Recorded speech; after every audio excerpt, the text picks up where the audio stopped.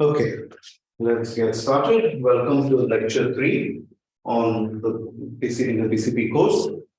So we'll continue our discussion on building locally testable objects with the motivation of constructing PCPs out of them.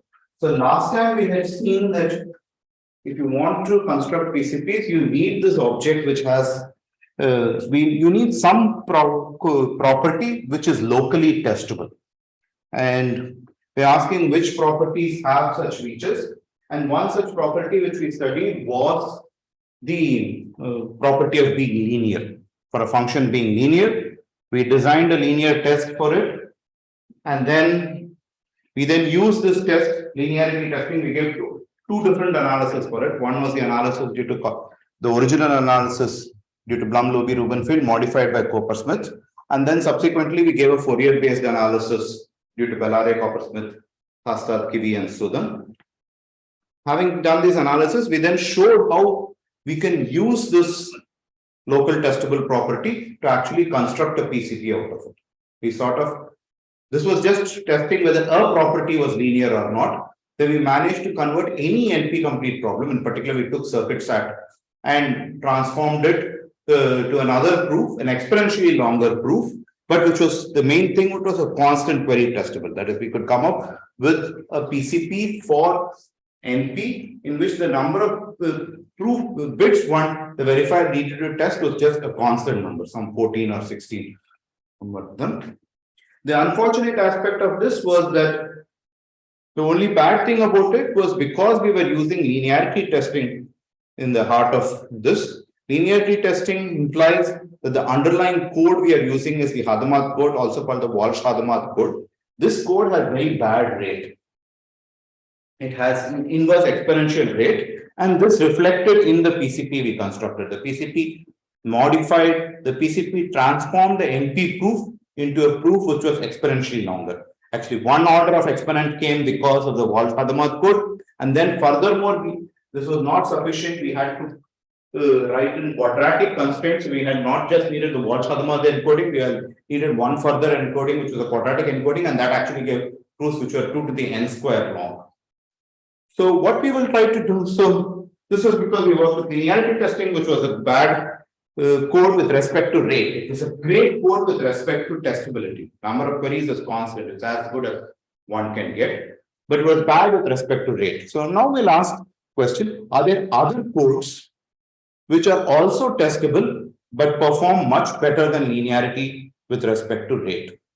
That is, the codes with which the blow up, when you view it as a, you want a property, firstly, there are two things we want. We want an underlying property which is locally testable, in which you can test that the global object has the property by checking various random local objects in the part of the global thing.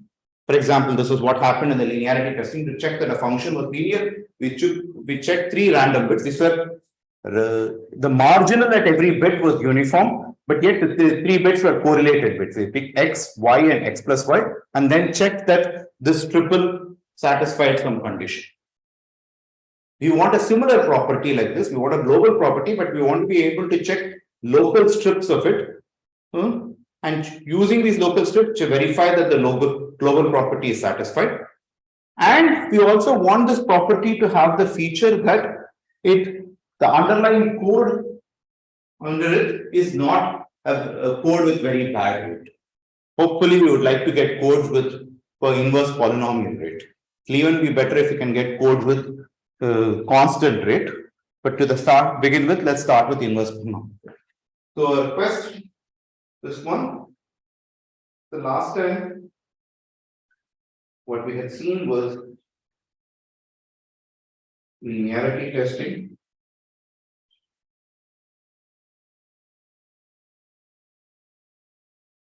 And the constant query.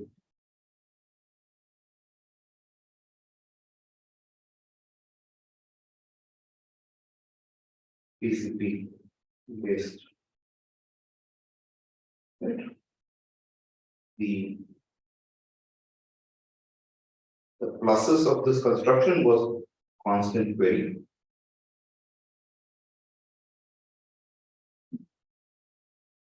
The negatives of this construction was the fact that the rate of blow up of the proof was exponential.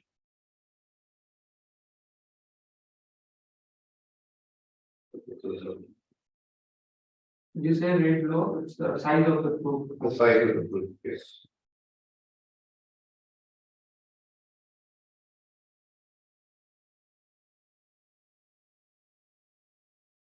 Question I want to ask is, are there properties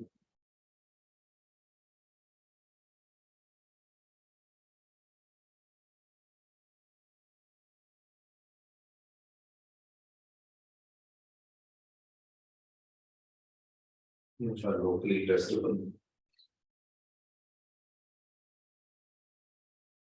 but with inverse polynomial?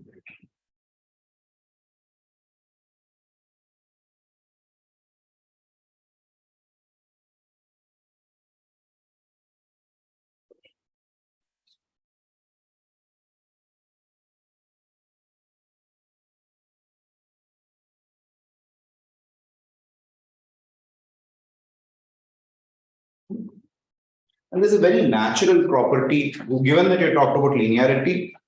You can ask how linearity was taking if a given function is degree 1.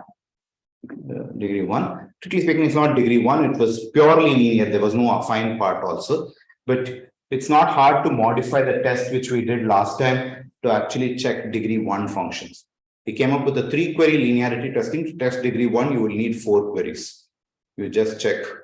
You check x, y, z, and check f of x plus f of y plus f of z equals f of x plus y plus z. You move the origin. Basically, you move the origin also. The degree 1 is fine. Now, given this natural question is asked, what if I ask for degree 2, degree 3? If I ask for the function is low degree, is this something testable? So now what we would try to do is low degree testing.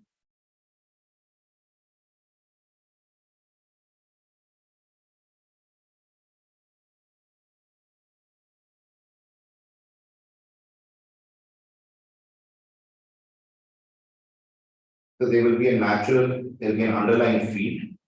Think of this as some finite field.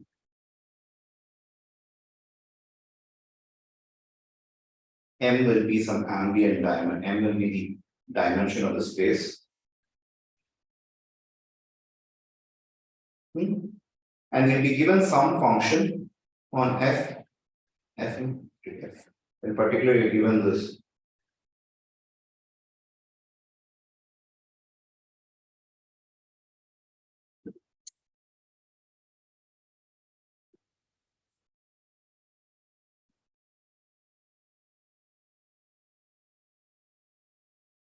You're given this function, you're given this state function, and you want to check it is low degree. Okay. Want to check.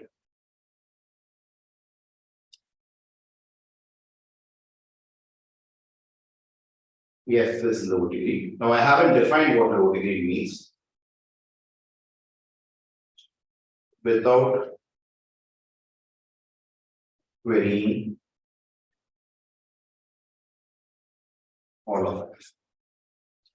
So now there are multiple, at this point, there are multiple notions of low degree. So you think of f, the f is some.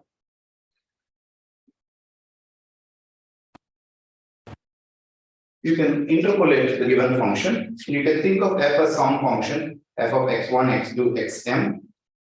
It's some polynomial. It's some polynomial. It's a polynomial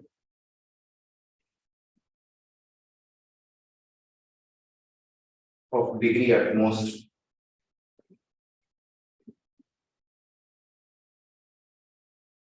mod f minus 1 in each field. Any function you can interpolate it. Any function from fm to f, you can interpolate it to get a polynomial function. So it looks something like this. It's summation ai1, i2, im, x1 to the i1, x2 to the i2, all the way to where each ij is strictly less than 6. It looks something like this. And what is low degree? There are two notions of low degree we can talk about.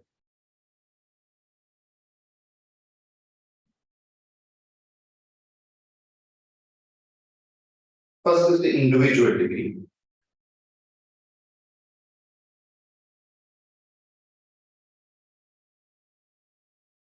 That is, for all I in M, the degree of the function f with respect to the variable xi is at most.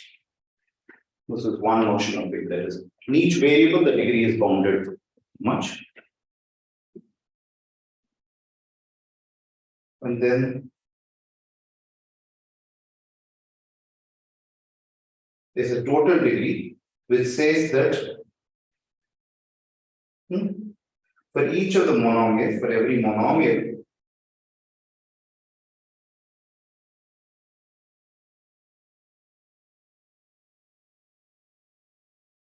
the monomial which occurs in particular for which the so this is what I mean by a monomial in this.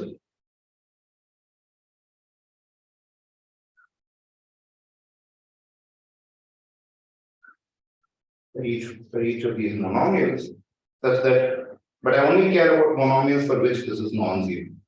That is, the monomial actually occurs. We want that the total degree of that monomial is at most bounded. That is I1 plus I2 plus IM is less than or equal. So we could work with either of these notions.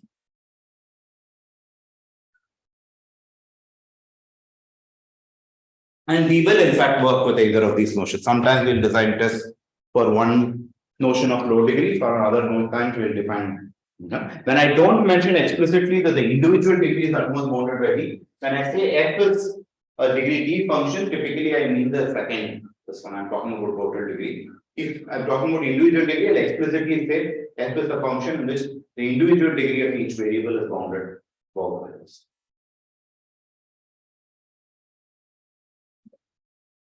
And actually, if you look at literature, low degree testing has been considered is actually a much older problem than linearity testing. Low degree testing in its various guises has been around since the late 80s. Linearity testing started in the early 90s.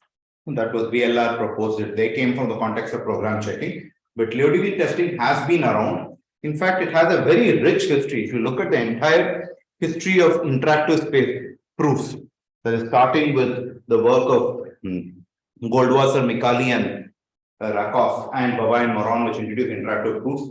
Subsequently, all the way till the late 90s, which involved this history of in theoretical computer science, which involved the introduction of interactive proofs, zero knowledge proofs, multi-prover interactive proofs, probabilistically checkable proofs, and so on. If you see, actually, low degree test played a major role. In fact, progress in our understanding of the low degree test, sort of the progress in this field mirrored how well we understood the low degree test. The better and better low degree tests we had over the years, we had each better form of low degree test actually implied a subsequent improvement in our understanding of interactive proofs. So what I will spend in the next 10 or 15 minutes is talk about what is this that improved in our understanding of the low degree test.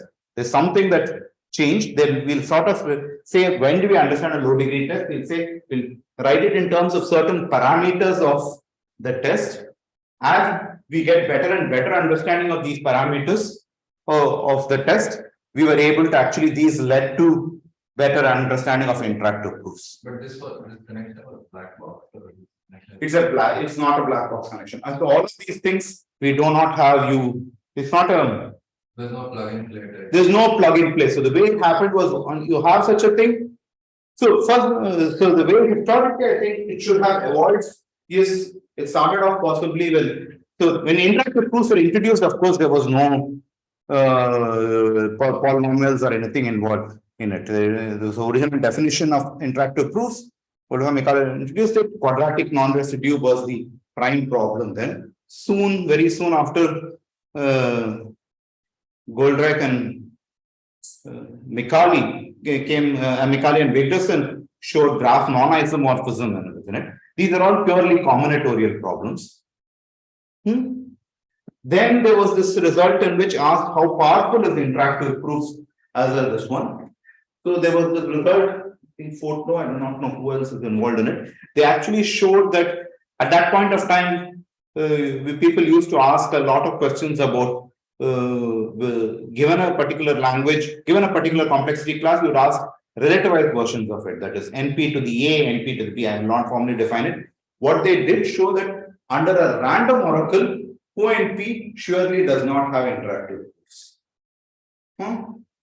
So they showed that, so it was felt that, of course, you managed to show something little larger than NP had interactive proofs, in particular graph non-isomorphism, but possibly CoNP does not.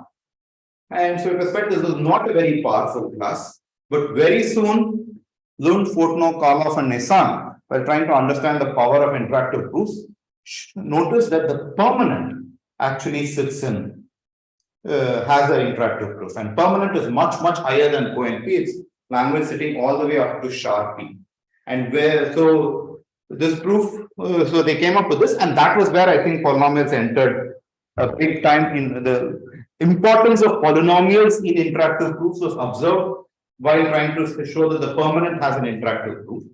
I'm not going to formally write anything. This is just the way history evolved in the world of interactive proofs. Permanent was discovered. There were then two proofs given for permanent. One was take the exact definition of permanent, and the other was you could do it for any sharp-sat problem. You arithmetize the sharp-sat problem. And very soon after, of course, then Shamir came, observed that this has nothing to do with sharp-sat or something. You could use it all the way till for any p-space problem. So, and if you look at this protocol very much uses polynomials, but in a very non-black box fashion. There's an underlying what's called the sum check protocol, which we'll see in later lectures. And this sum check protocol was the heart of the IP equals p space proof.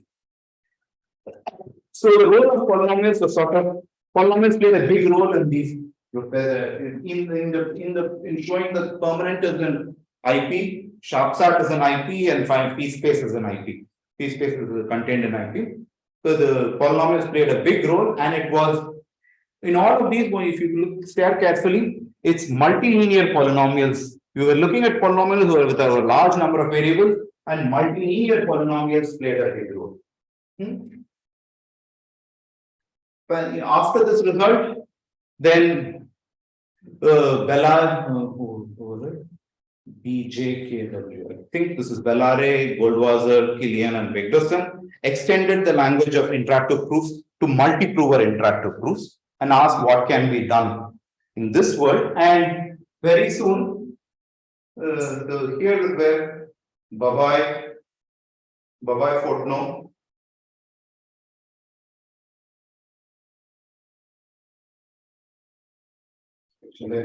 so before that, let me say what I want to say. I want to write the loading test in a particular form, and then say these are parameters which we care about, and let each of these tests did something. So what the loading? So what's the typical form of a loading test? So the input will be this function f to the m, yes, but specified as a oracle. That is, you have access to it. You can query this oracle at any point, but you don't get to read all of it.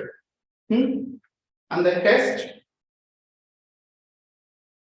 is the test. Recall we put f in this one because the test has oracle access to f. It's going to toss some random points and decide to read these function at some result. So it's going to toss some random points r.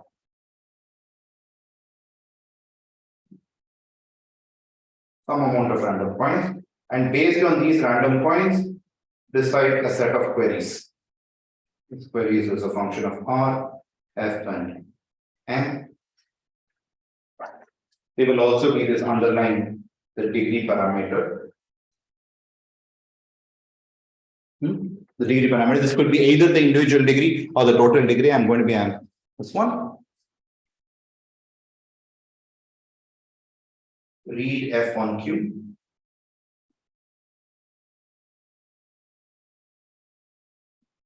And accept. Now, what do you want to say accept? So it's unclear what I mean by accept here. So, by the way, notice that the property of being low degree is a linear property. Just like property of that was.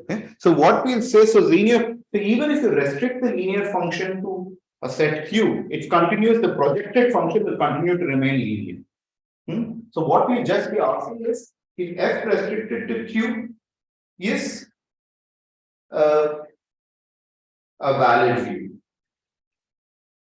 That is, if F restricted Q can be extended to a global view. That is basically it belongs. You look at the code, the linear object containing set of all low degree polynomials, either individual degree or total degree. Look at the restriction of that property to Q. That is also a linear property, and accept if that's the case. If that the F restricted to Q belongs. I'm not being, but this is fully formal, but let's not go into what is this. And then the question, because of the way nature of this test always had the following, it always had perfect completeness.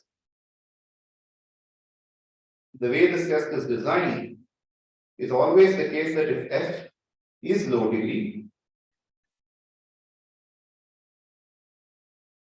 then probability over the randomness of the test F accepts is 1. In fact, so the way I set the test, the completeness is trivial from the way I have designed the test. Many a time, the set of query locations is built in such a way such that this is an if and only if. This is actually a characterization of low degree. It's not needed for any of our property, but almost every test that we will see later on will have the property that this will be characterization of low degreeness. That doesn't follow from the test. That will be determined by how we are picking the sets Q. The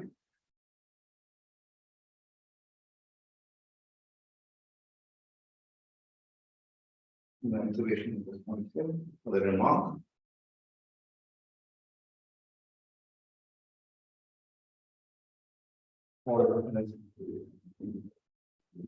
Studied the above actually a characterization.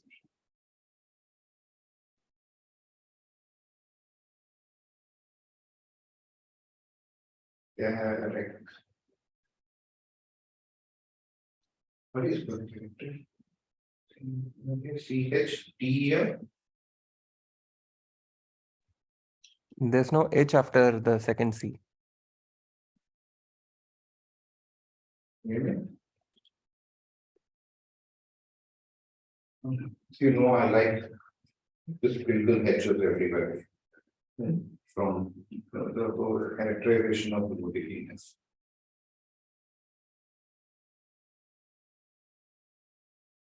Notice this is also true of the linearity testing we said.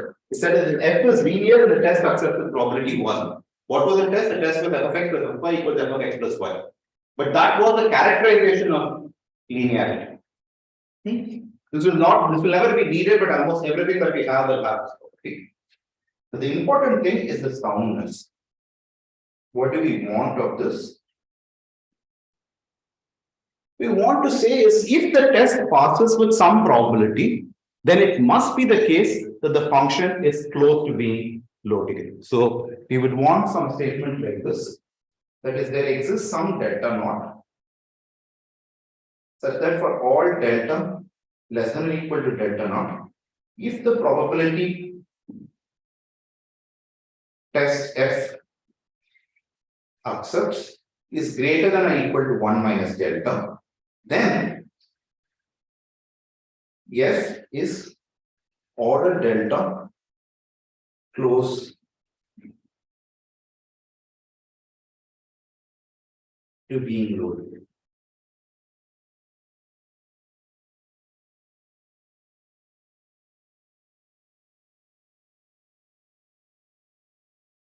Of course, here itself you can ask why do I care order delta? It should be just some function of delta.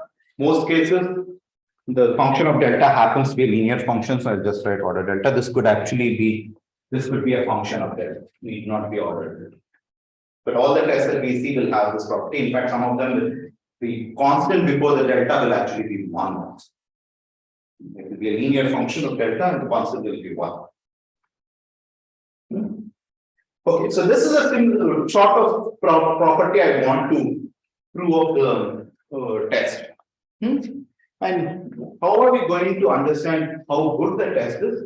So the main thing to understand is going to be how large is delta naught. So what are we guaranteeing? If the test passes with so much probability, then we can say, for example, in the linearity case, this was if the test passes with probability more than 5 nines, then we could say something. That was the proof which we saw last time. And 5 9 was a bottleneck. We could not go over 5 9 if we were working with homomorphism testing. We saw that there was an example which was very sharp at that point. But if you were going to go to if you are working over just 0 1 to the 2n, that this number 1 by 5 9 could have been replaced by half. As long as you could get anything slightly better than half, you could comment on something. Half was trivial, a random function had half, you could do. Similarly, here, what we want to understand is we want to look at this 1 minus delta and ask how small can 1 minus delta be, and we still be able to comment something about the closeness of the function to low degree. We want this to be as small as possible, and basically this question which I'm going to ask is how small is delta naught, which is the same how small or rather how large, because I want 1 minus delta to be as small as possible.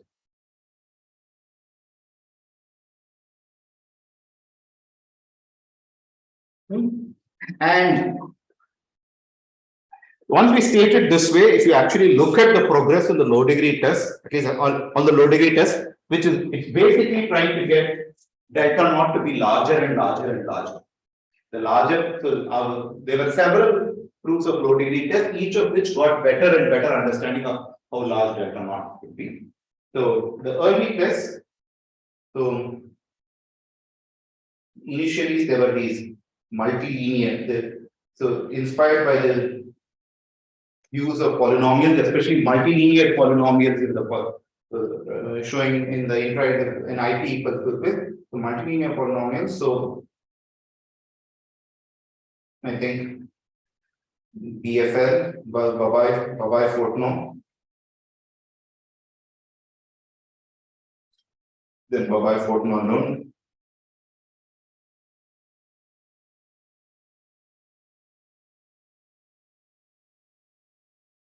This is the paper which proved MIT equals next.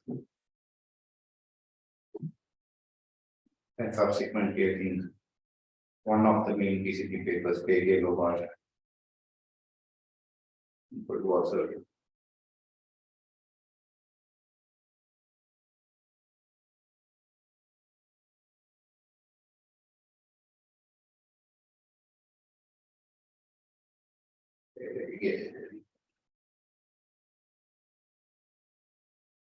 so they were looking at multilinear polynomials and low degree testing, and in this context,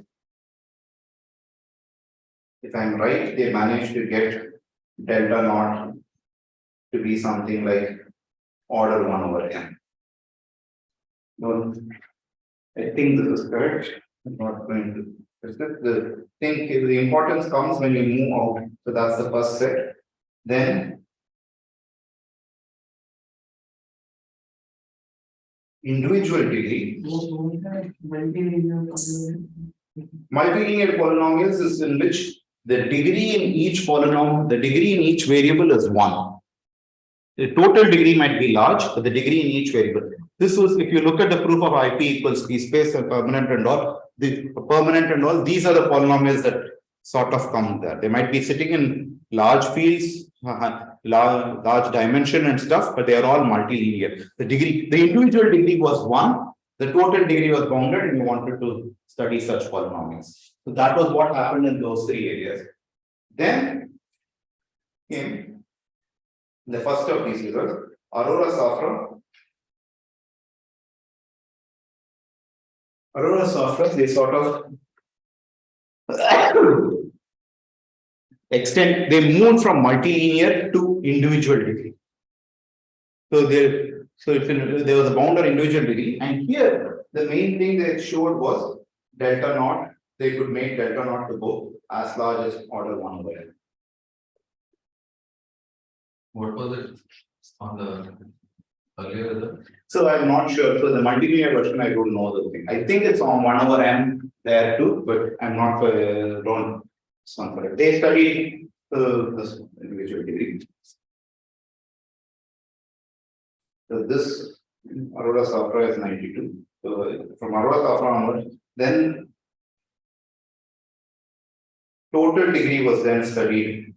The total degree test for the first time was proposed by Rubinfeld-Sudan.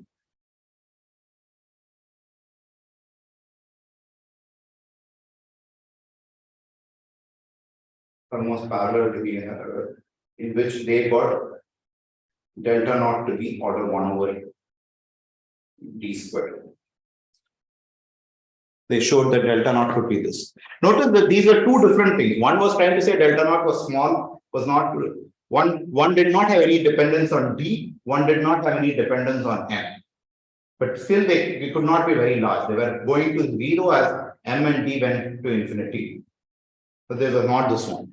And then the key observation of the main PCP paper, Arora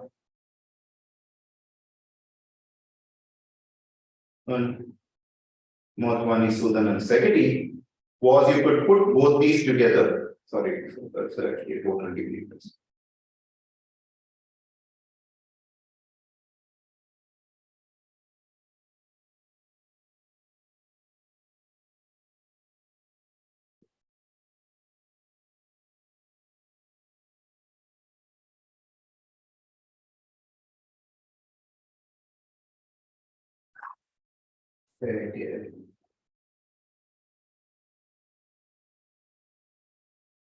You could actually put both of them together. That is, Arora Sudan removed the dependence of d on the quantity delta naught did not go to 0 as d went to infinity. Rubinfeld-Sudan did not go to 0 as m went to infinity. So Rubinfeld-Sudan could allow for very large m. Arora Safra could allow for very large degree d. And you could do this. What this one is, Arora and Sudan Segedi observed that you could actually get the best of both worlds. You could get delta naught to be order 1. Let's stop sharing. It's fine. Yeah, stop sharing.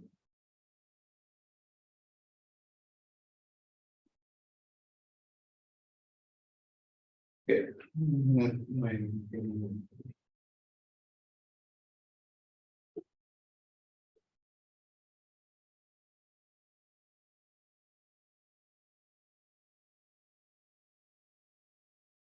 Once again, so and this improvement to the low degree test is key to the PCP theorem. The PCP theorem was based on the fact that I could get a low degree test with delta naught to be constant.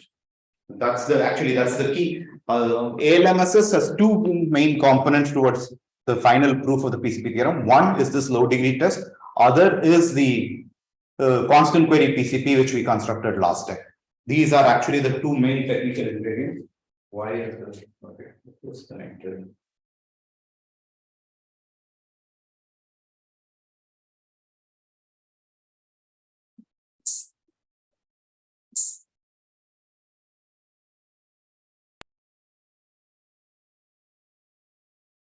You can see my screen, you can see the screen now. Good. So, and this result is the key ingredient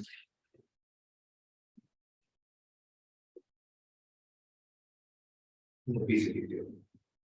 This fact that you could do this improvement.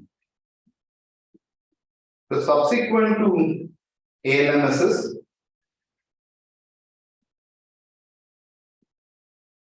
actually, subsequent to ALMSs, Polishchuk-Spielman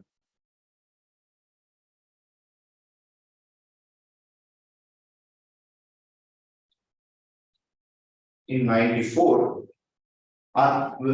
went back to the individual degree test and they also get delta naught equals order 1 over m only, but they gave a very clean analysis of this test. So it's a very clean algebraic analysis. And more or less, this has been the cleanest analysis for the individual degree to date. The test due to Polishchuk-Spielman. Rubinfeld-Sudan took the improvements offered by Polishchuk-Spielman in 95 and gave a clean analysis for the total degree test, and in fact, they got delta naught to be an explicit constant 1 over 8.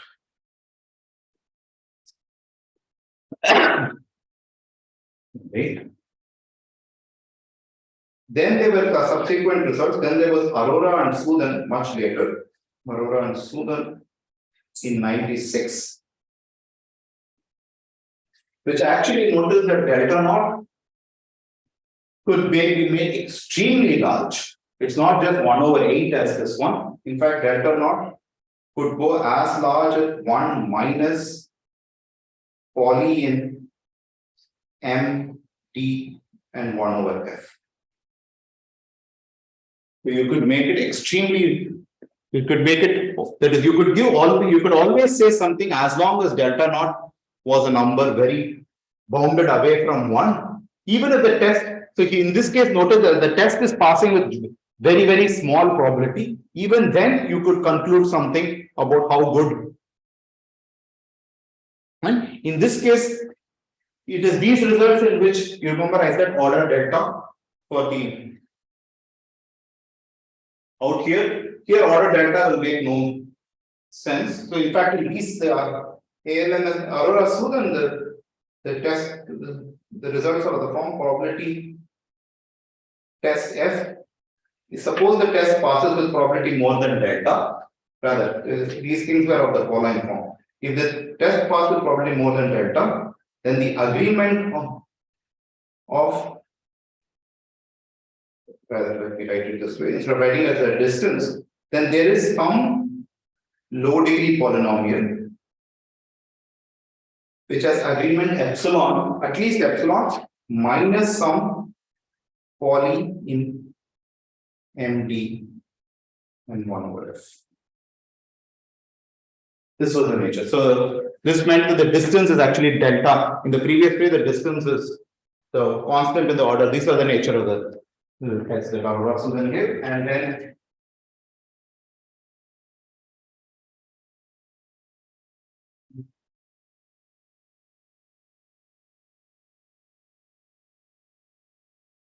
agreement is like inverse of distance. 1 minus the distance. Distance is how far you are, agreement is what.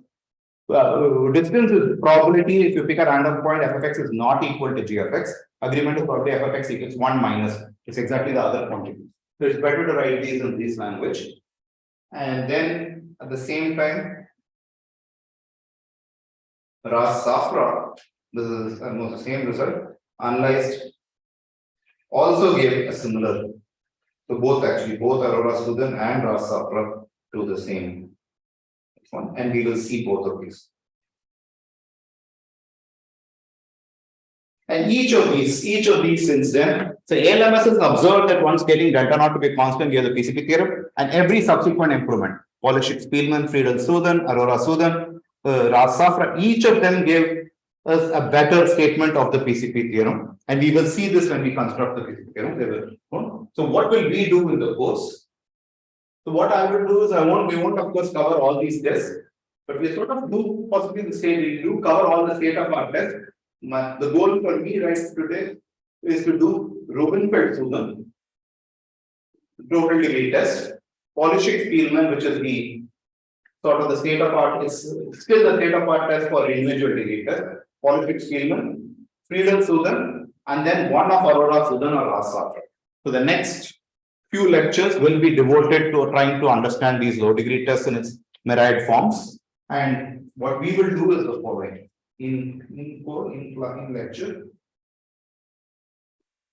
we will do Rubinfeld-Sudan.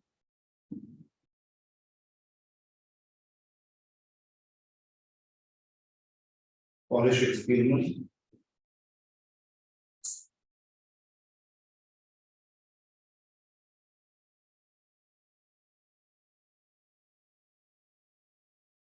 Prahladh, and we'll do one of either Aurora-Sudan or one or both of them and Harsha. So it's going to be a lot of discussion on low degree tests from this point for the next few lectures. So this is going to be our plan. And that actually, these are the current best things. There have been subsequent, more recent works, actually as recent as 5-6 years ago, due to Amay Bangale, Denur, and we'll see if these either in the, I'll mention these as remarks or these will go into problem sets in the second problem set. Okay. So these recent results we go for.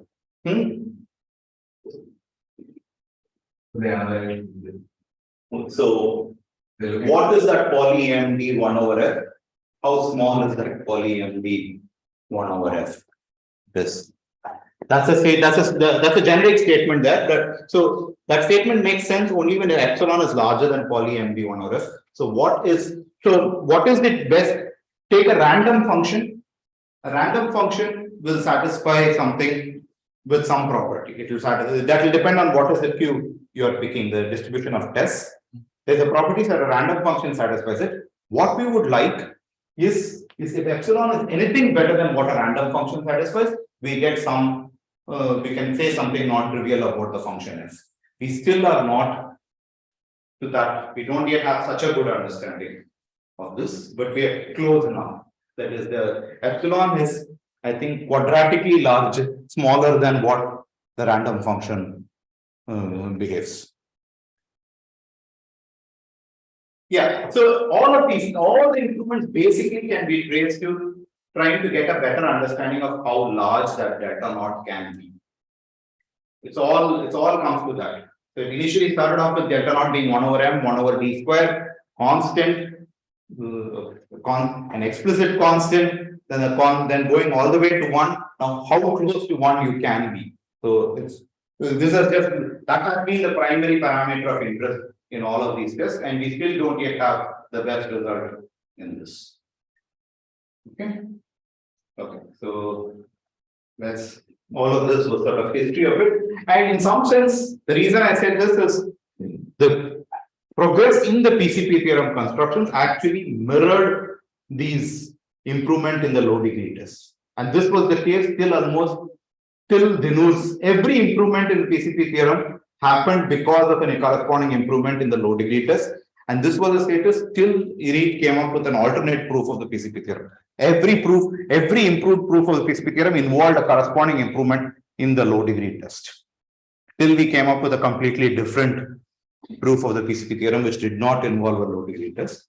But there's still a lot of merit. Each of these low degree tests actually give you, some of them actually, I do believe some of them give you certain parameters which we don't know how to obtain using without low degree tests. Today, now, for the rest of the lecture, we will do the Rubinfeld-Sudan.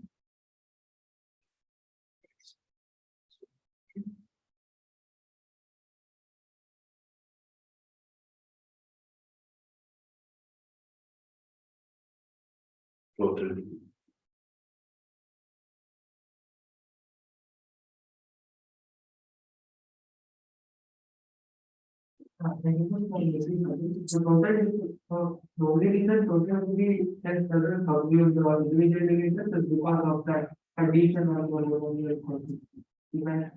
Under which condition? That the product of all the AI should not be Either there are two different tests because there are two different properties. One, Think of total degree as constant. Total degree is constant. The 10. An individual, a polynomial with individual degree 10 can have total degree 10 times n. Because the degree, you can have a polynomial which is exponential to the 10 times. Yes. So the total degree of it is super large. When we talk about low degree, we typically think of it as small. I don't know if that's what we're going to do, but that, These are two different objects. I don't have a single test that consumes both. They have two different properties, and the test will be different. And you will see that why.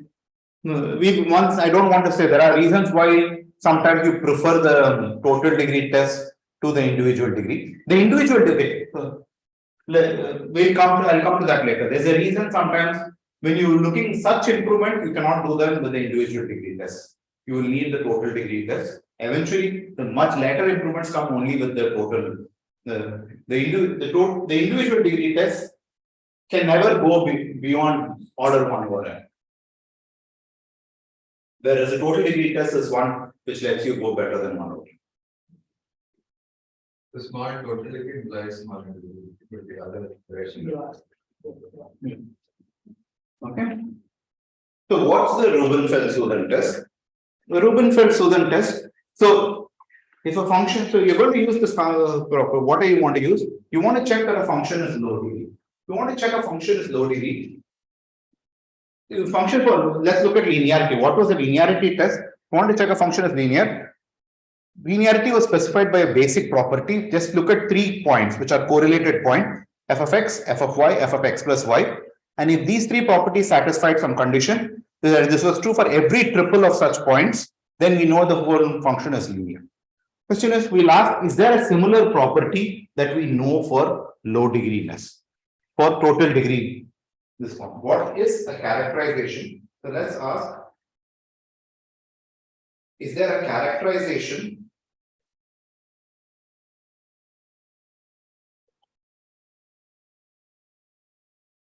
for low degrees? Total degree. Is there a small characterization? Actually, let's forget about the multivariate setting. Let's ask the univariate setting. I give you a univariate function. Let's even ask in the univariate setting.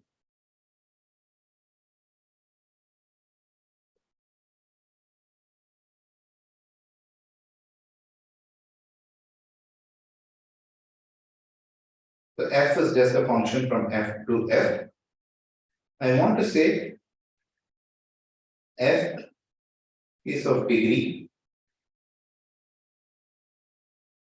at most d if some property is satisfied. Now notice for univariate, you cannot look at d plus 1 points.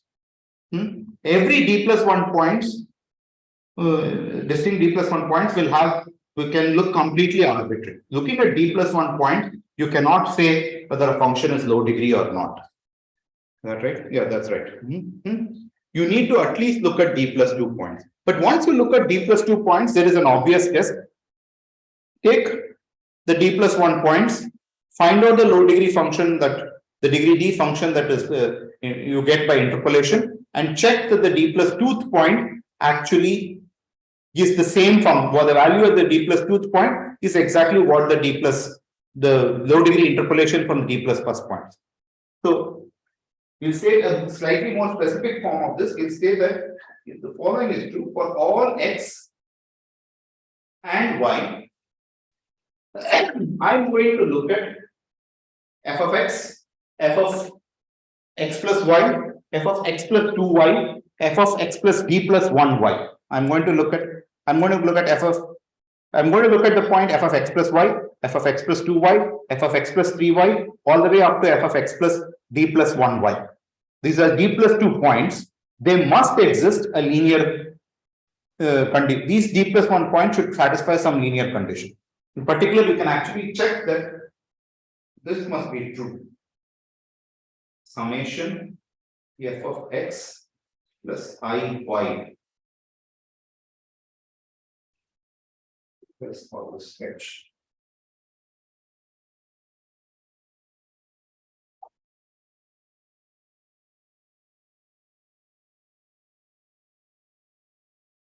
some linear condition. So some alpha I should be 0, I going from 0 to d plus 1. And in fact, the alpha I happens to be exactly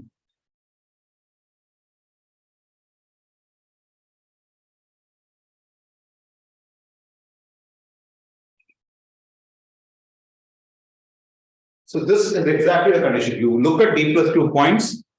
These are for univariate, you would have looked at any d plus 2 points. But then the choice of alpha I will be determined by what are those d plus 2 points. Here I am choosing equally spaced d plus 2 points. Therefore, the alpha i's are not a function of the points. This makes the alpha i's to be a clean this one. So alpha i's are not a function of point. This happens, this is something I will take this is a basic fact. You can check this out. This is true for univariate. Univariate, we have such a characterization.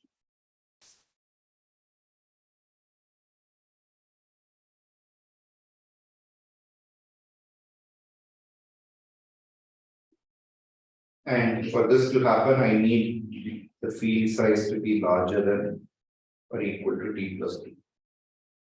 That's the only requirement I need. And it so happens the exact same characterization holds good for the multivariates.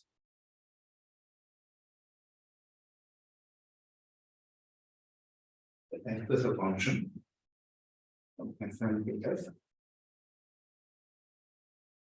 F is of degree less than or equal to d if and only if for all x and h in f to the n. So here you're looking at a point x and you're looking at shifts by h, but now you're looking at this d plus 2 shifts along this line given by x plus th. We are looking at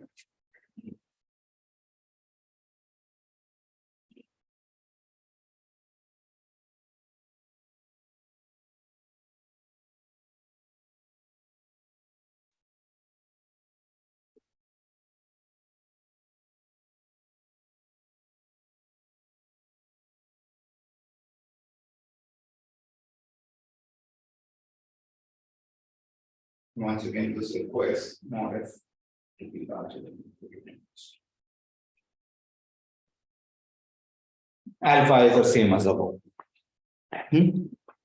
So this happens to be a local characterization of low degreeness. And Rubinfeld-Sudan wants to ask, is this a robust characterization? Just like linearity test, where you had a local characterization of linearity and you're asking this one. And Rubinfeld-Sudan is basically going to say that this characterization of low degreeness is actually a robust characterization. It is the Rubinfeld-Sudan theorem.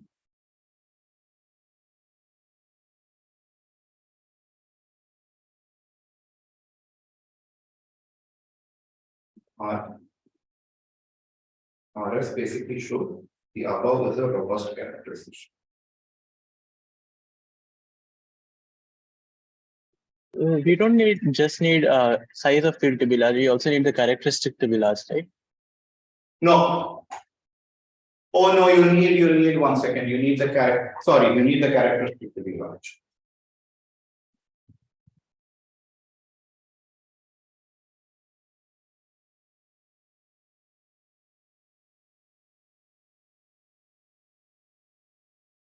That's true even over here.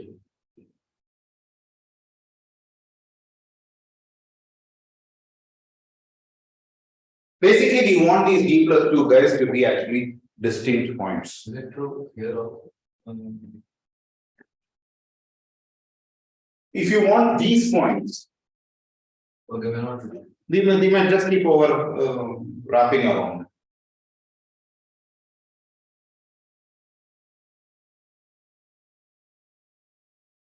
So what is characterization? Huh? No. So for now, just think of them as prime fields and then just work this one. Characteristic.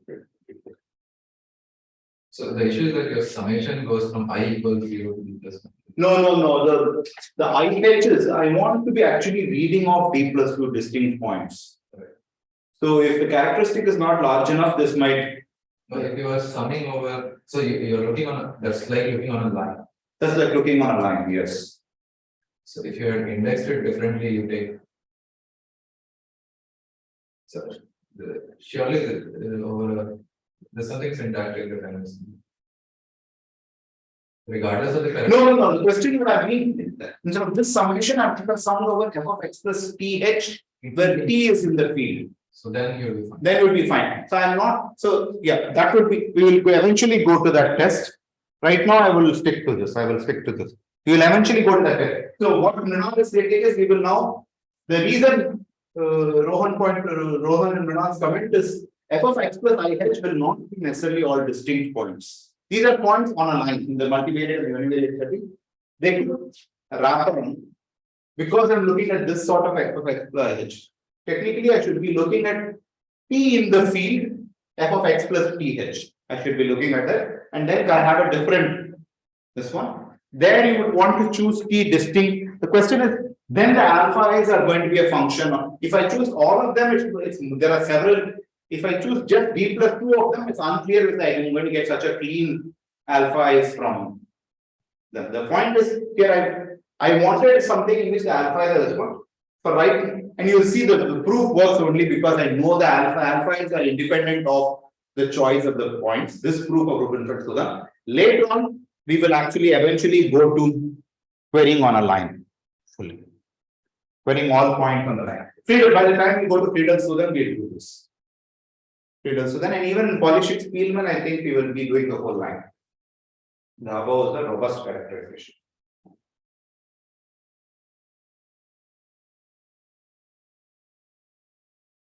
And what do I mean by that? That just says there exists a delta naught. We'll see what this delta naught is in the proof. That for all delta less than or equal to delta naught, if the probability over a random choice of x and h in f to the m, once again this is true if the characteristic of the field is larger than b plus 2. If this were the case, summation I equals 0 to d plus 1, alpha I, f of x plus ih is 0. This happens to be greater than 1 minus delta. Then f is 2 delta close to a degree t for n.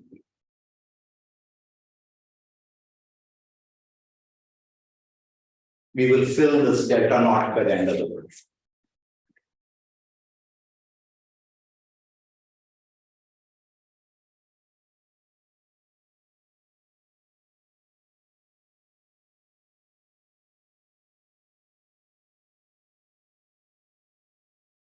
This is exactly the spirit of the BLR test. It's taking a different local characterization for the property and then showing that if that local characterization happens a significant fraction of the time, then in fact it must be because globally it is close to being locally. And this proof is fully inspired by the BLR proof. Let's see this. I have 15 more minutes, but I'm hoping that this will suffice for us to do the proof of this. So the statement here. Questions on the statement of the Rubinfeld-Sudan theorem.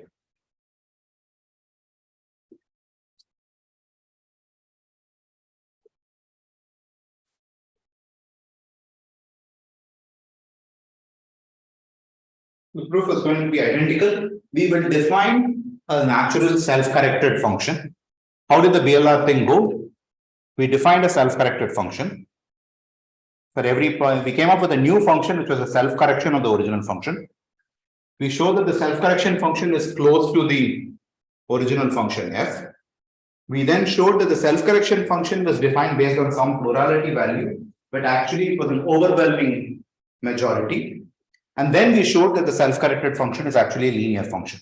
And we'll have the exact same steps in this. We'll define the following self-correction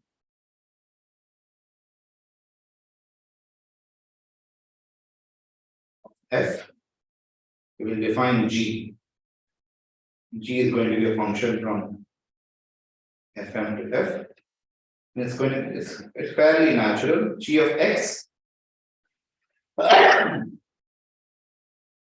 So we look at different h's. Notice this one. When I equals 0, you get f of x over there. F of x equals all of these other ones. So what we will, the natural thing to do will just be the plurality over all h in f to the m of summation I going from 1 to t plus 1 alpha I f of x plus I h means that's a natural. That is, you look at different step sizes in different steps in different directions. Look at what each of them predict about this and take the most popular variant.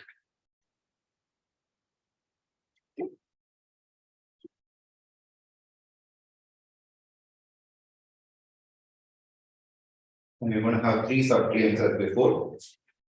Claim 1 will be delta of f and g is less than 2 delta.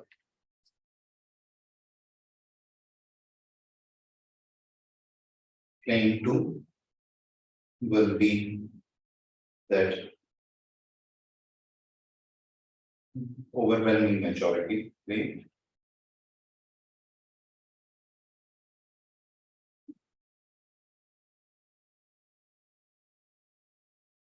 Actually true for all x, g of x is actually e.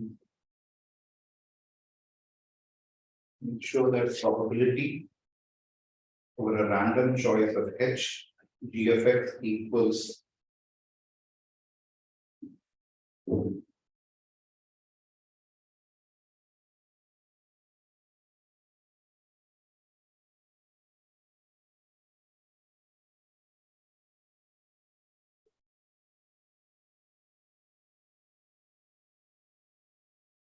actually this is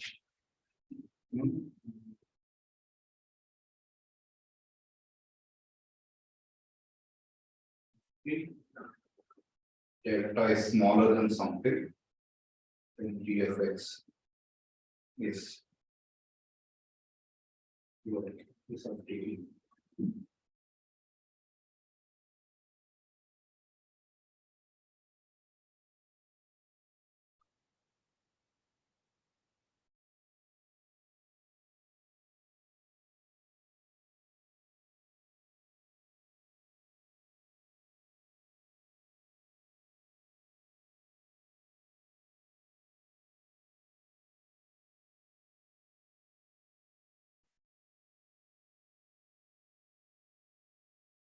Let's see each of the proofs. The proofs will mirror the corresponding.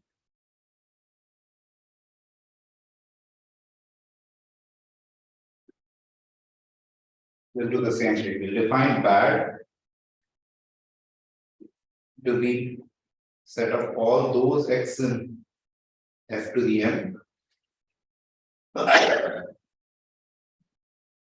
probability over h, that summation alpha I f of x plus I h is 0 is less than half.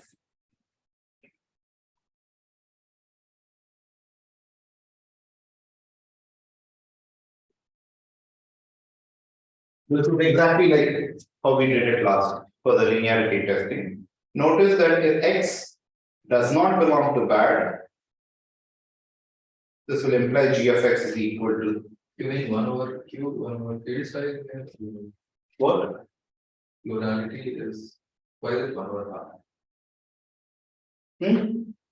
This one? No, this one just defining it to be 1. Half is an arbitrary number. I'm just defining it to be. I'm just defining bad to be this object. Oh, no, you're just looking at the test. No, I didn't follow your question. So certainly I know that if X does not belong to bad, then f of x equals g of x. Sorry, f of x equals not h of f of x equals. What is semantically what is bad? Bad is a set of x's where what happens? Where the test Where the probability of the wherever it's a set of x's for which if you now pick h at random, the test fails with probability. The test fail accepts the probability greater than or equal to half. And you know the test globally accepts the probability 1 minus delta. These are just those x's for which the probability over h is at least half or more. So notice because of this, the f of x is not just the most plural value, this is the at least half the h's are giving you this particular value of f of x. Therefore, plurality will be actually majority over here, and f of x will be g of x will be equal to f of x in this case. So this hint, I cannot replace this with. Can I replace this? I don't think I can replace this with 1 over the field size and conclude this. For this conclusion, I needed half. For this conclusion, I need half. Now, is that fine? Yeah. Sorry, I'm a little confused by this. So can we just go over this again? So we wanted to basically take the plurality at every point, right? Yes. And this bad is sort of saying what are situations in which it's not the majority, is it? It's not. Yeah. No. Bad is just saying these are points where the test fails with probability at least a half. Yeah. It has nothing to do with G yet. It has nothing to do with G. Sorry. It has nothing to do with G. Okay. Because of this, the test passes with probability at least half here. That means half the H's are voting for this gap. Therefore, certainly it is also the most popular value. Right. Okay. Therefore, if X is not in bad, then yes is in fact at least half the H's are voting for the value f of x at this point. Therefore, g of x will be equal to f of x. So I'm just saying that the conclusion that we drew that if x was not in bad, then g of x is equal to f of x. That conclusion would have been true even if this half was replaced by 1 over q. Is that right?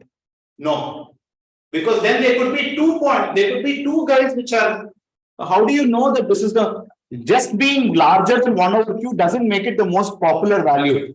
All of H's could be just be voting for 2 different values. Okay, I understand. Okay. I needed half over here. Right. Okay. Okay. So this would just say that delta f g, the distance between f and g is at most probability of x in bad because of this.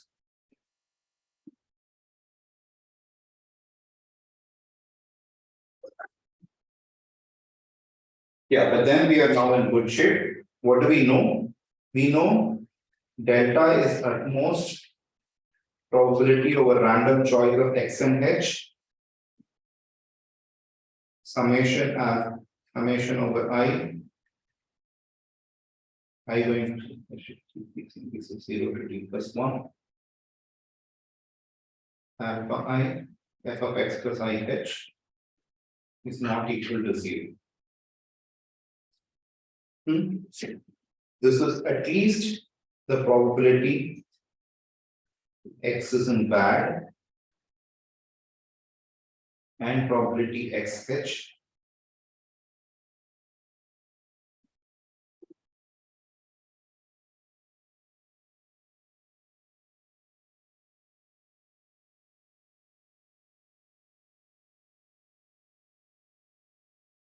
This is exactly how we did the PLR thing. So this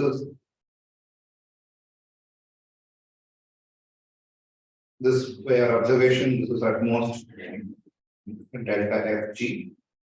And this, whenever x is in bad, we know that this quantity is certainly lower bounded by half.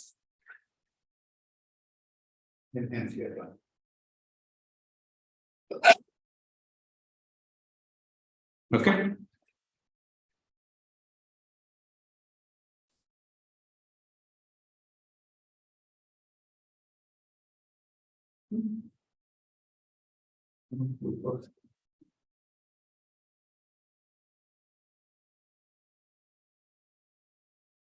Main 2.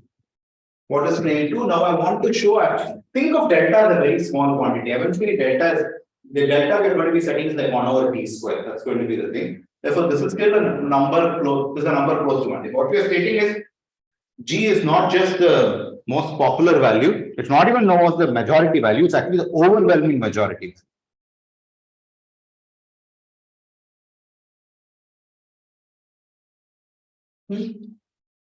And once again, it suffices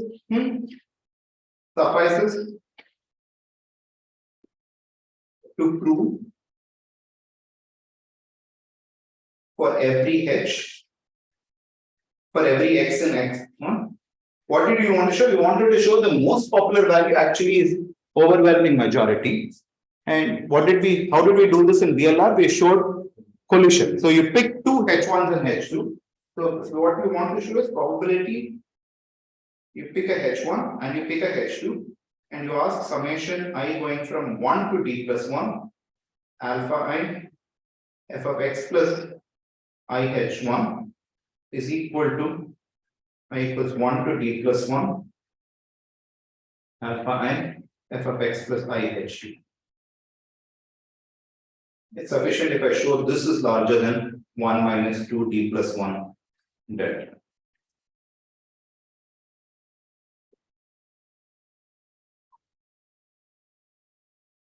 Yeah.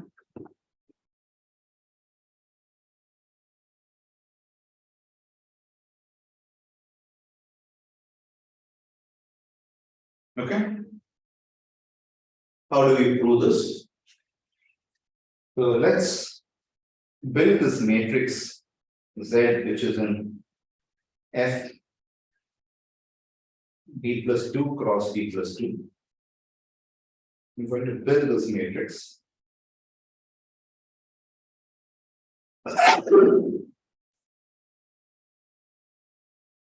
So I is going, so this is I being I, this one's direction is indexed by I, one direction is indexed by J, and these are 0, 1 to t plus 1.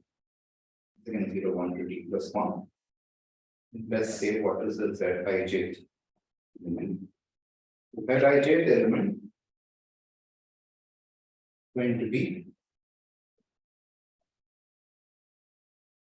alpha I, alpha j, f of x plus I h1 plus j h2.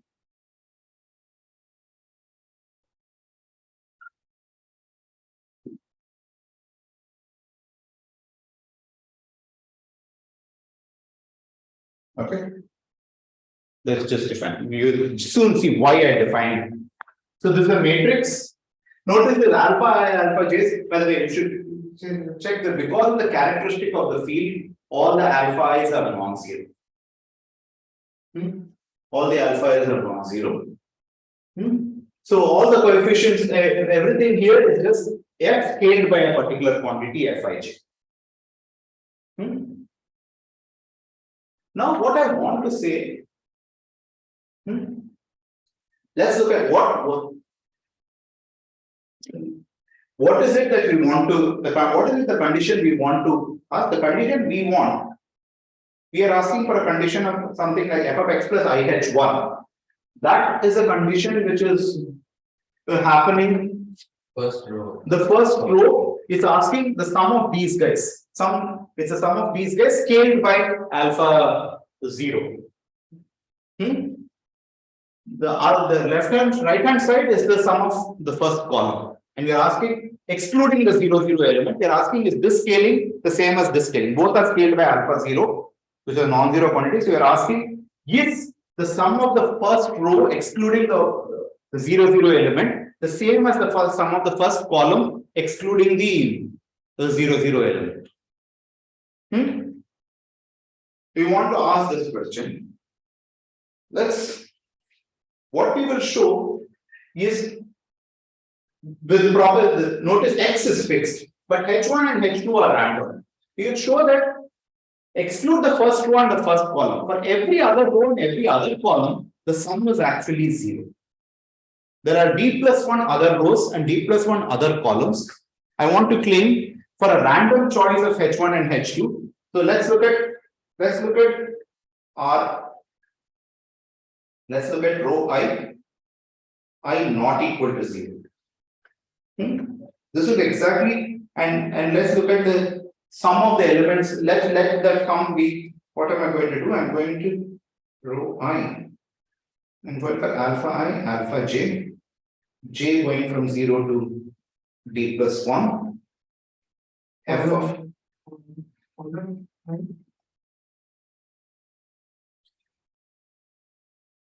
okay. My rows and columns are confused. So I should have possibly called it column I. So I should have indexed this. What? But you will change the index of that. I should just, let me just do that. By the way, so this will be, I think I'm going to mess this up throughout. Okay. Okay. So this is 0.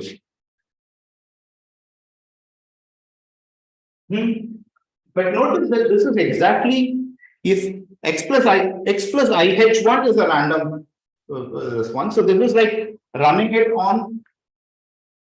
This is, I can think of this as f of x D+1 on alpha. So I can take out alpha I common alpha j f of x prime plus jh2 is 0, where x prime is x plus IH1.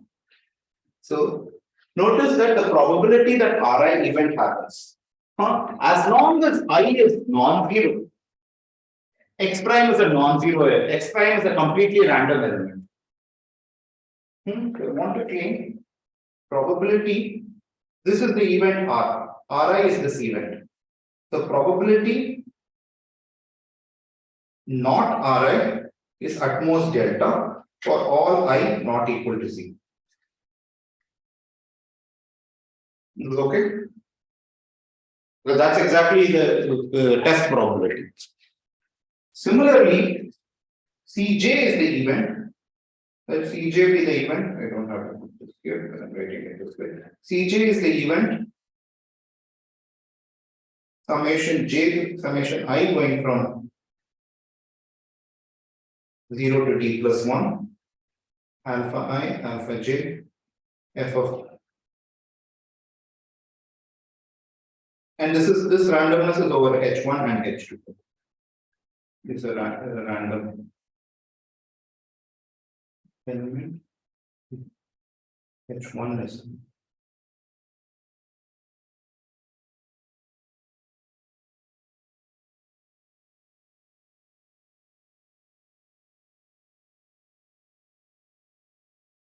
this is the same as the event alpha j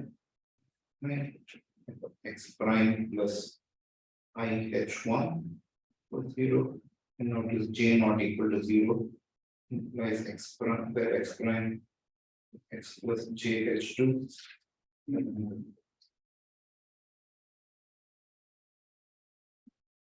So in particular, that means that for all j not equal to 0, probability H1 H2 of not of Pj is at most. Therefore, hence, probability that for all I equals 1 to D+1, you have not of Ri, and for all j equals 1 to D+1, sorry, what am I stating? So, this is one. I want the union bound. So probability for all I equals 1 to D+1, not Ri, or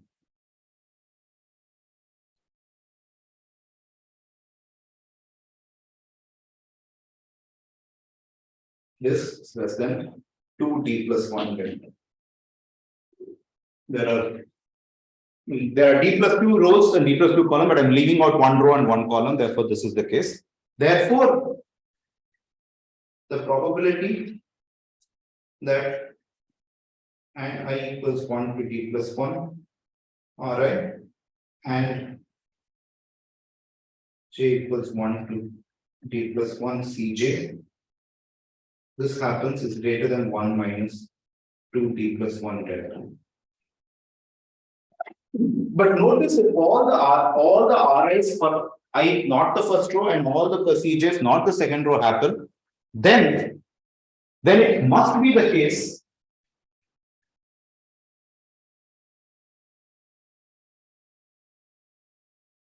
however, if this happens,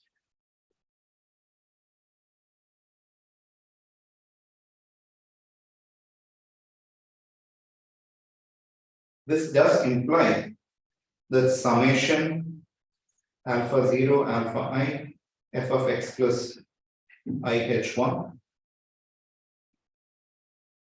I going from 1 to d plus 1 is equal to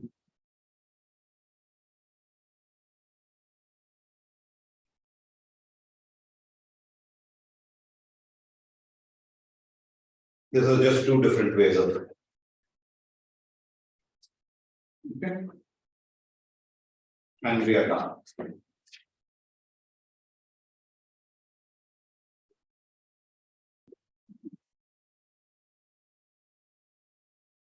Okay. So that concludes proof of claim 2.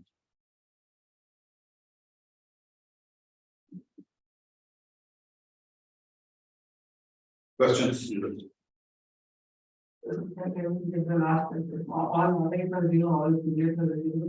So what is all Ri's are 0? All Ri's are 0 means that everything as a first column, this sum is 0, this sum is 0, this sum is 0, this sum is 0. Similarly, this sum, this sum, this sum. Therefore, what is this guy? This guy is exactly the sum of or the negative of this, everything out here. Similarly, that guy is exactly the negative of this. They both are referring to the same part. Yes.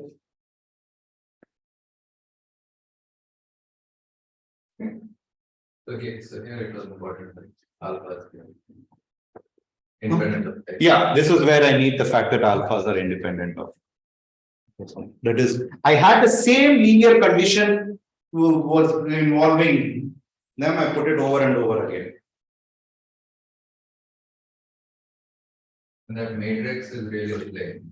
Hmm? That matrix is the plane spanned by we are finding the two dimensions. Exactly. Yeah, yeah. Yeah. Okay, now proof of. I'm positive to be late by 10 minutes, but let me finish proof of main 2 and we'll stop.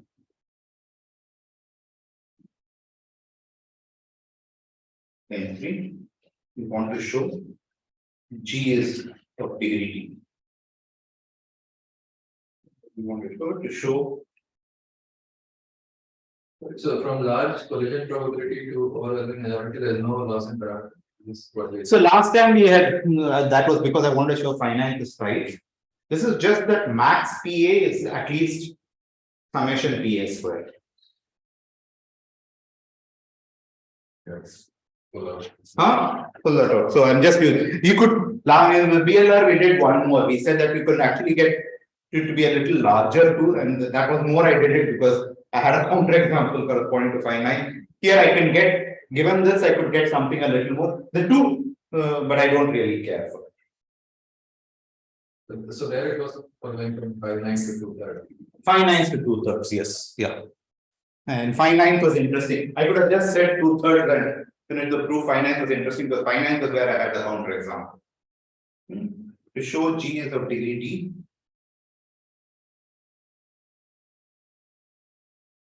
Suffices to show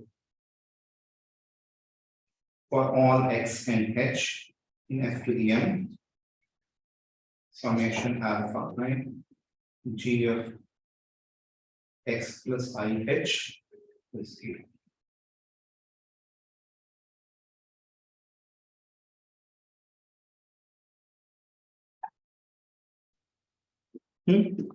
So what we will do is we'll take a specific x and h, we'll fix an x and h and show that this is 0.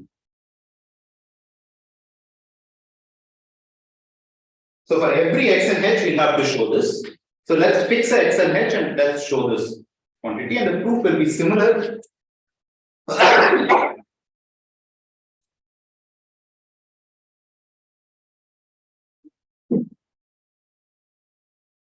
So once again, I'm going to do this. I'm going to construct this matrix point.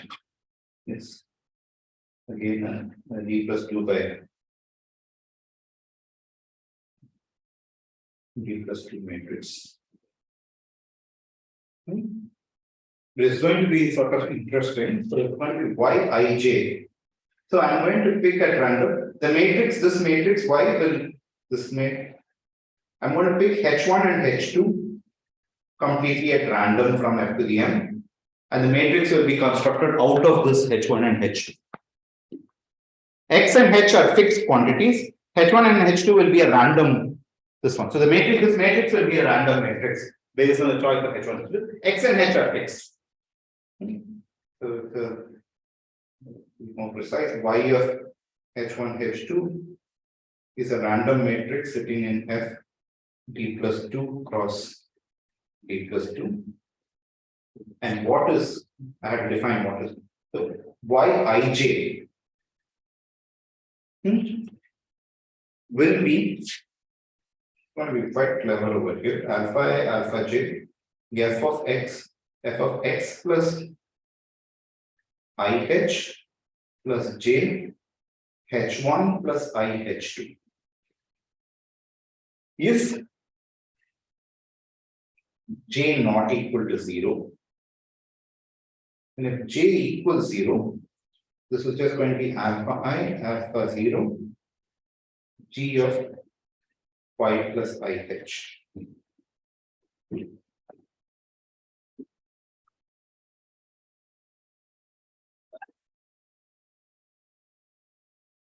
So notice this matrix, this guy over here, this is alpha 0, alpha 0, alpha 0, gy, alpha 0, alpha 1, gy plus h, alpha 0, alpha t plus 1, gy plus, in general. This is alpha 0, alpha I, g of y plus IH. What is it? Sorry, x.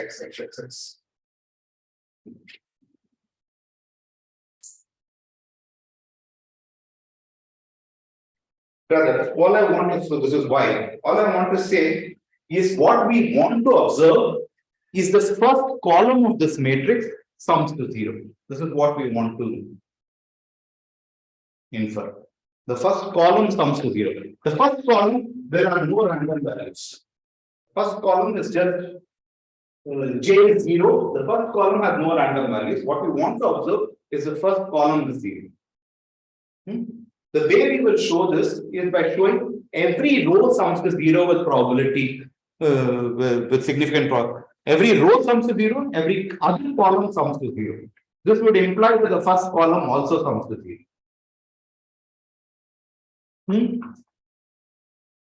So what we need to show, so in general, Ri and Cj, Ri is this one that Ri and Cj are refer to events.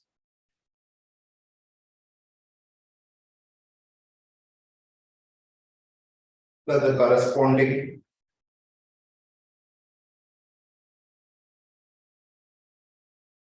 row column sum to 0. We need to show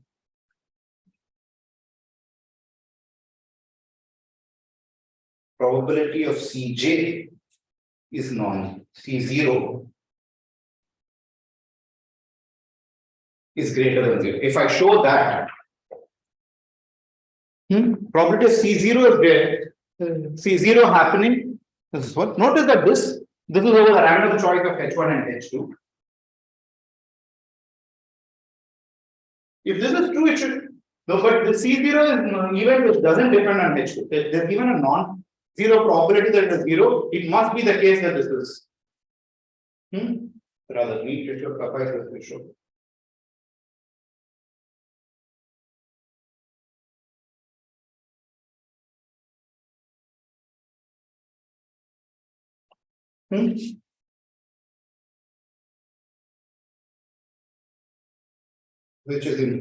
Which is true if probability over H1, H2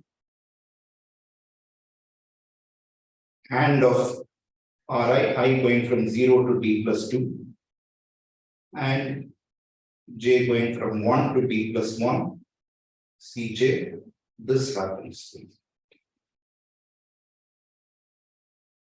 So it's sufficient for me to show this.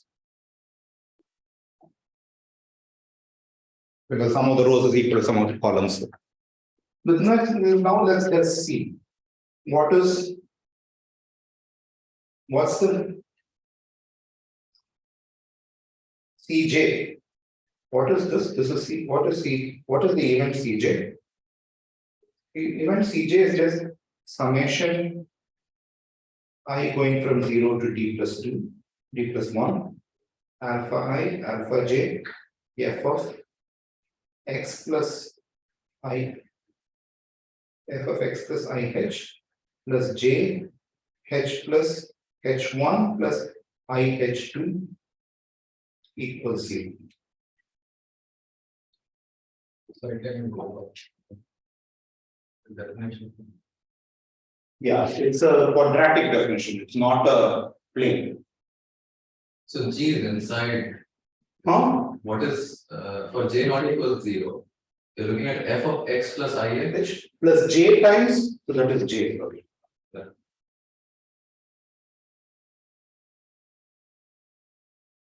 F of x plus IH plus j times h1 plus IH2. Notice this is unlike the previous case, this is not a linear function in I and j. It's a multilinear function in I and j. For every fixing of I, it's linear in j. For every fixing of j, it's linear in I. And that's what we will need. We'll only look at a row and a column.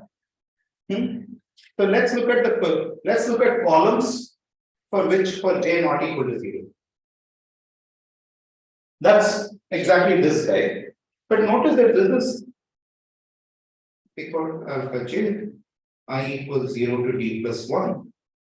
This is alpha I, f of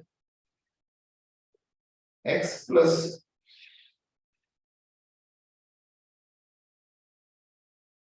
jh1 plus I times h plus jh2.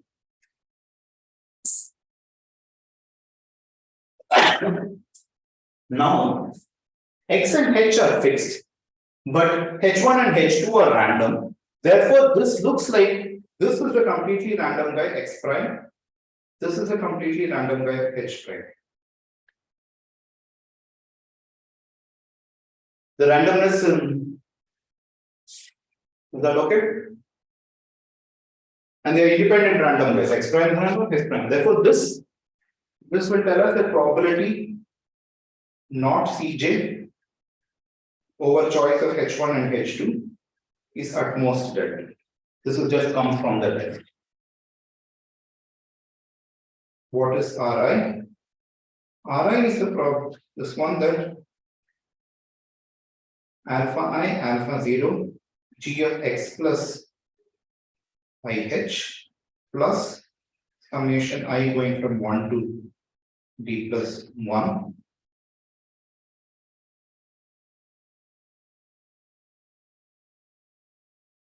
So j, yeah, alpha I, alpha j, f of x plus ih plus j h1 plus ih2.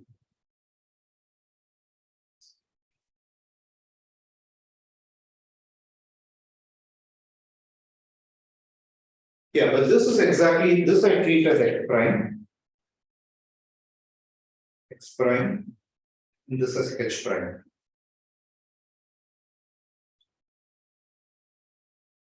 We know for every choice of x prime, as long as h prime is random, this event probability not Ri.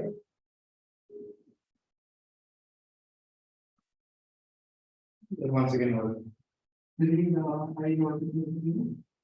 huh?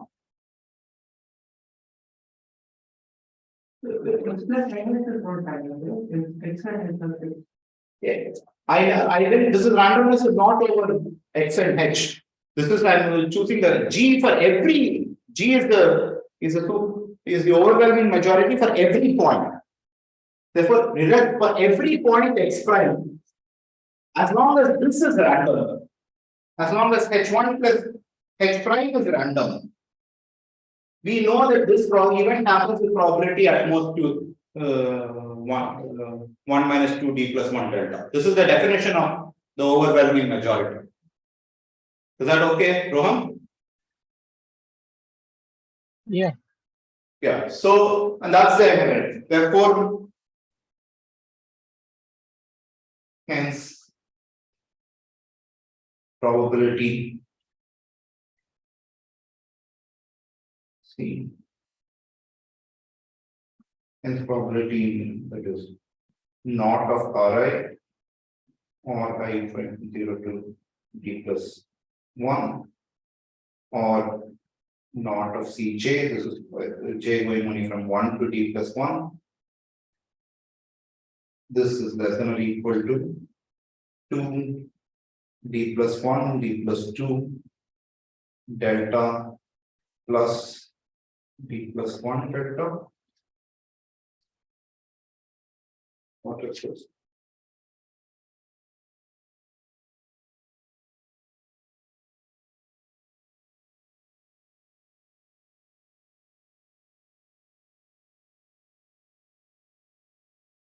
Some negations are off. Some negations are off in this thing, or am I missing? You want all the you want all row sums and all but first column sum to be 0. Yeah. So it's all or So not. negation. Yeah, all or not. Yeah, that's it. So as long as delta is smaller than this quantity, we get it.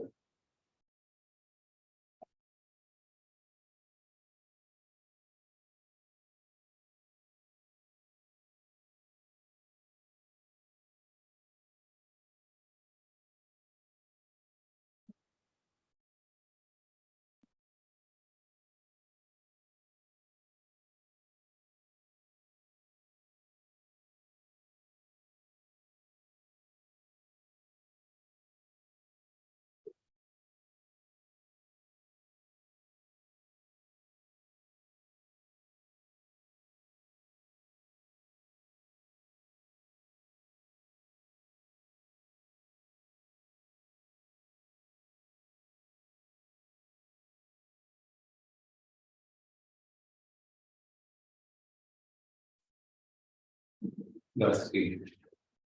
It's basically BLR proof on steroids. I don't say anything.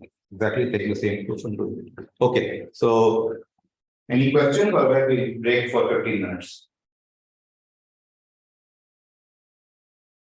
So we include the following, Rubinfeld-Sudan, which is basically stating that this is a robust characterization of low degrees. And the only thing we needed is the characteristic is large enough. And I needed that because I wanted the alpha is to be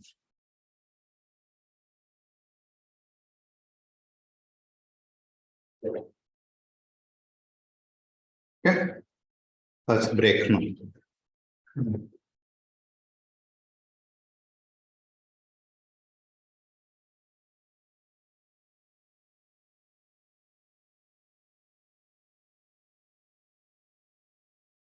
Okay.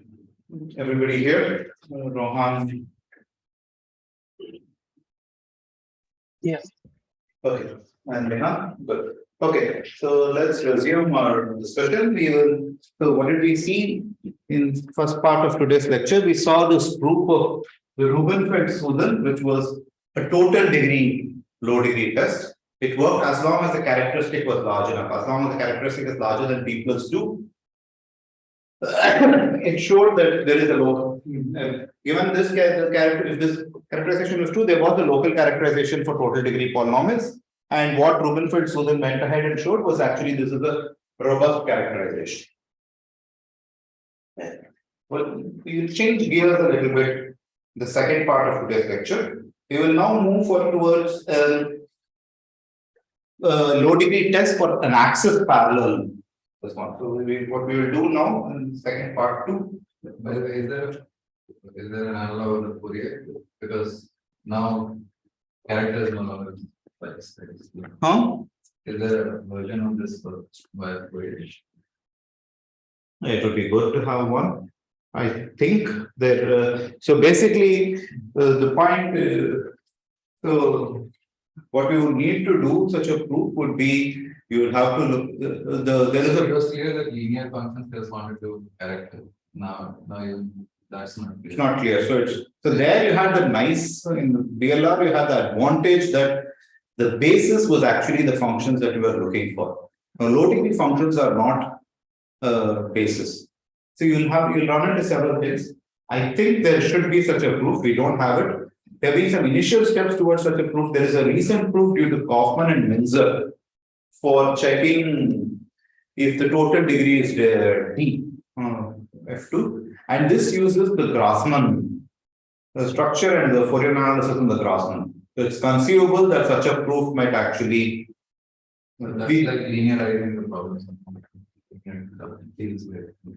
Sort of, but the proof is more involved than what one would think. So one of the hopes of this lecture is actually possibly to come up with such nicer proofs later on. So you will see this Grassmann proof. That works only for, that's a very specific test. This is a slightly more robust test. We will see that proof later on in the course. We will see the Kaufman-Minzer proof much later. This will be fairly toward the very end of the course. And we'll see if we can revisit these proofs using those techniques. The thing was, till recently we didn't have good Fourier and nice basis Fourier things to do on this space. And right now, after the understanding of the Grassmann, we do have such objects. People didn't follow this discussion, ignore it. It might become more followable in the latter half of the course. So part 2 is going to be, we're going to ask for an axis parallel. An individual degree.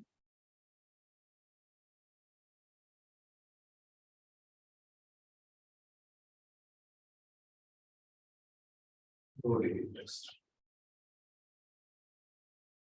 Yes, individual degree test.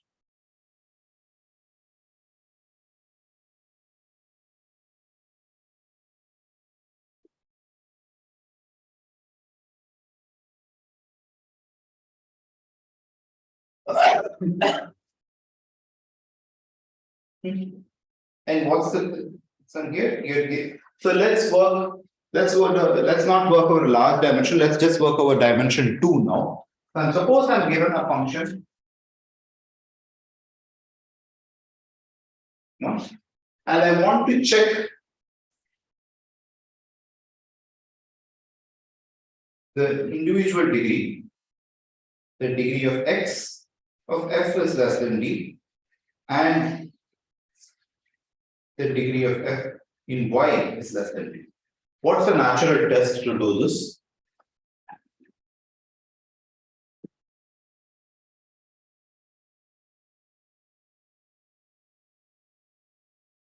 By the way, what's the characterization of this?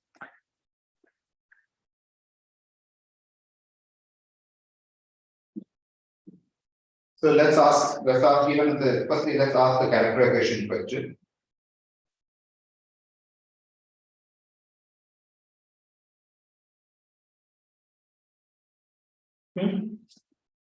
And in this case, actually, I'm not going to give x and y. We're going to give it more this one. Let's say I give it on some grid. Size of x is m, size of y is m. And x and y are subsession. The reason is individual degree is more general than you don't have to give the We'll see this. I want to check that this is actually an individual degree function. So I want to claim the following.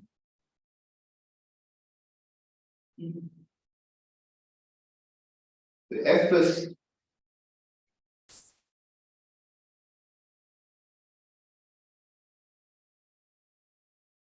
degree.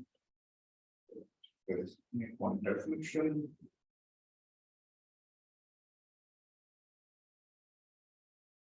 We'll say no. We'll sort of, I would like to sort of right now individual degree, there's an X degree, there's a Y degree. To keep them separate, let's use two different parameters because we will want to, we'll say that this is just a matter of notation. We'll say F is of degree DE if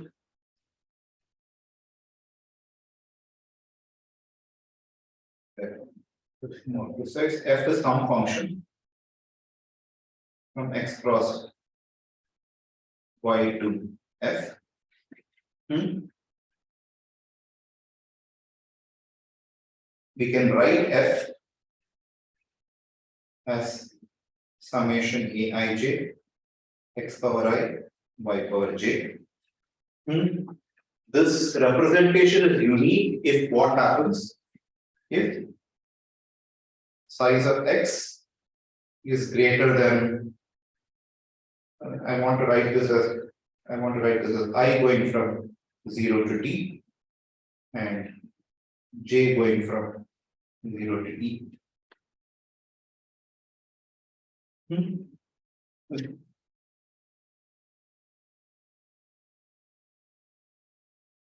that right? This is what I need, or do I need one? This is it greater than or greater than equal to? Greater than D is. Huh? I think greater than equal to is fine. Greater than equal to is fine. I think it's fine. Yeah. Yeah, that's enough. Yeah, you have enough variables for well, you have this.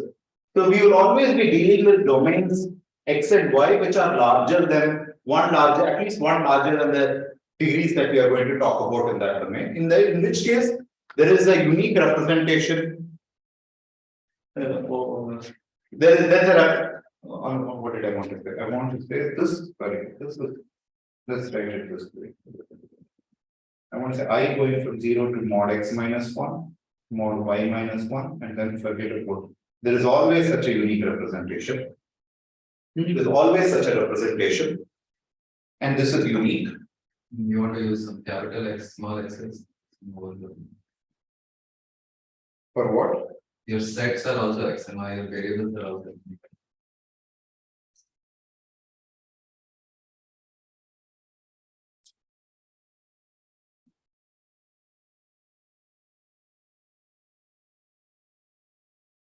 This is going to be a feature. I don't think I can fix this. My notes are with this, so it's going to happen all over the place. So I didn't realize this. Yeah. Okay, and we will say F is of degree DE if Aij is 0 for all if I is greater than D or J greater than. Then we'll say that the rotation will.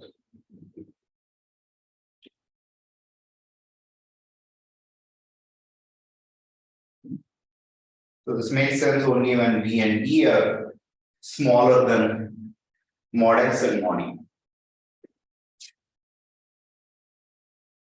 For D less than mod X, E less than mod E. Okay, so that's a unique representation. Now I give you such a function. I want to ask what is a characterization for this function. So I'm giving you this function here. So I've given you two sets X and Y. Should I move to Domains mean something else. S and T. That's No, the S and T is taken. They're not the proof. U and V. Seems to be the easiest case for this. Okay, let's keep U and V. U and V subsets of F.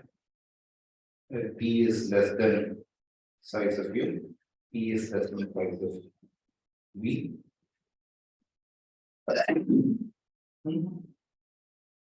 F is a function from U cross P to F. Want to claim F is of degree DE if and only if. What should be the case? Is there a local characterization? I want to say this is a characterization in which every row should be of degree at most D, every column should be of at most degree D. So why is this? If you look at the for all U and U, you look at the function f of U restricted to Y. This should be a degree E function, degree less than or equal to E in the variable Y. And for all V in V, f of x comma V should be a degree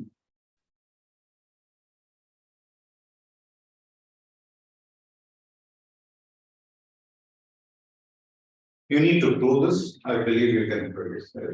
This is it requires a bit of proof, but you can prove this.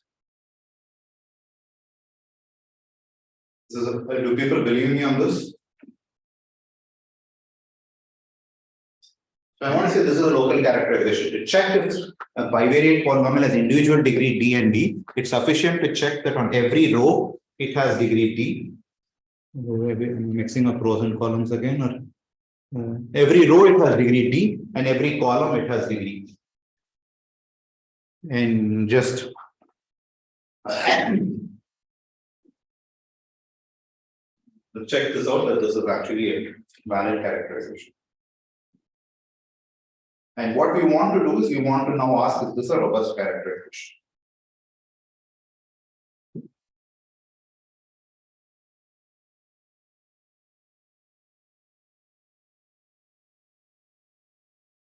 I'm going to given a function f, pick either a row or column, check that the function is degree D in this, degree E in this, and if this happens most of the time, is this actually is it globally the function also globally?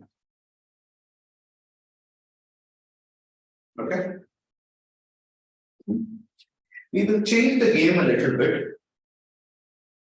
What we will do, and this will do it now. This one, and it will be clear why we keep doing this later.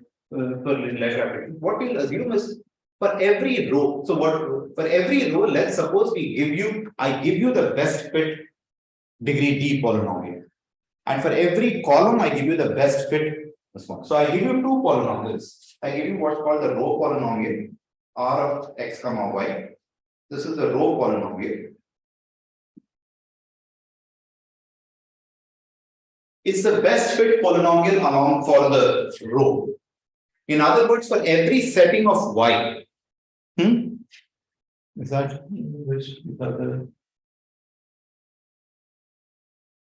For every setting of v, this for every setting of v, you actually get a degree D polynomial. That is row polynomial of degree D.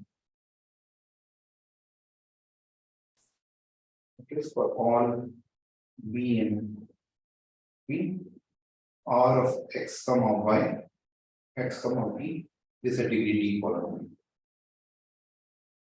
And similarly, the column polynomial is the other way around. It's the column polynomial degree E. That is for all u in u, C of u comma y is of degree. Notice I can, without loss of generality, assume, and furthermore, I'm going to make more assumptions. I'm going to make, or mod u will always be m, mod y will always be n for us.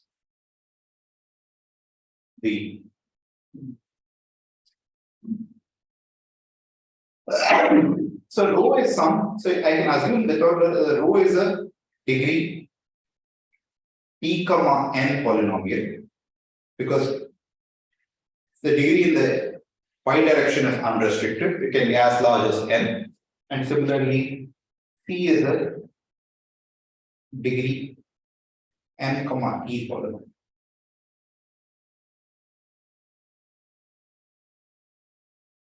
Okay. So what are rows? What are R and C? R and C are the best fit row polynomials and the column polynomials. And let us assume, what we'll prove is the following step. What I'm going to do is the following step. What I'm going to ask is, suppose when I pick a random xy in u cross p, R of xy is equal to C of xy. This happens with considerable probability. That is the row polynomial, a polynomial which the R is a polynomial which only has low degree with respect to one of the variables. Column is a polynomial which is the low degree with respect to the other variable. And I claim that these few polynomials happen to agree for most places. Can you then say, another question mark which you want to ask, you can say, does there exist a polynomial q of degree d comma e in both variables such that probability R of xy equals q of xy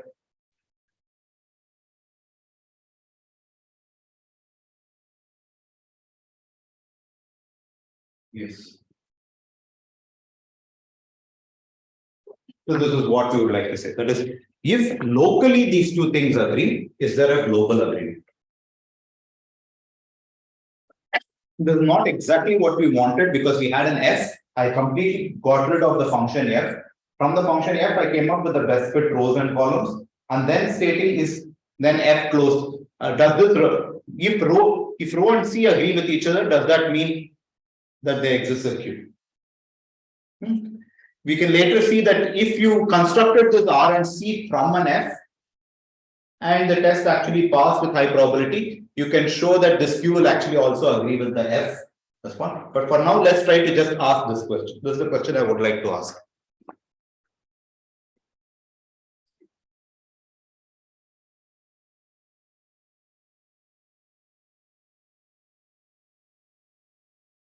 By the way, is this true if delta is 0?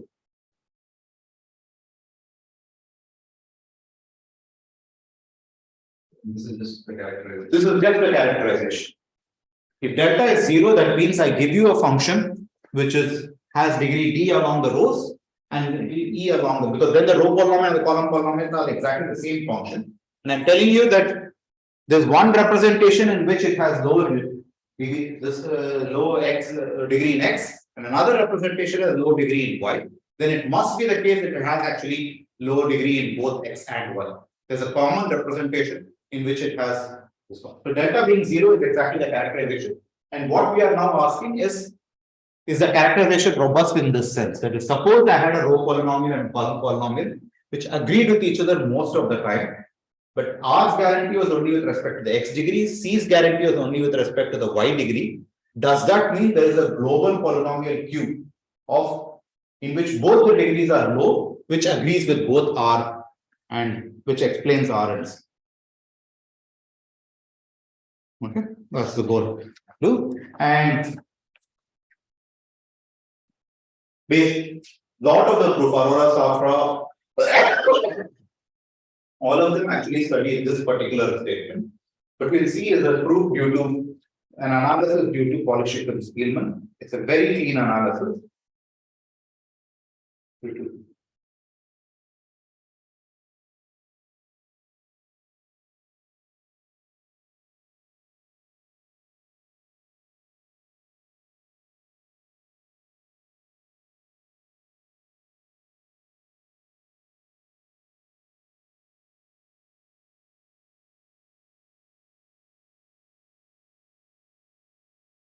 We will see, that's what we'll do the rest of the class.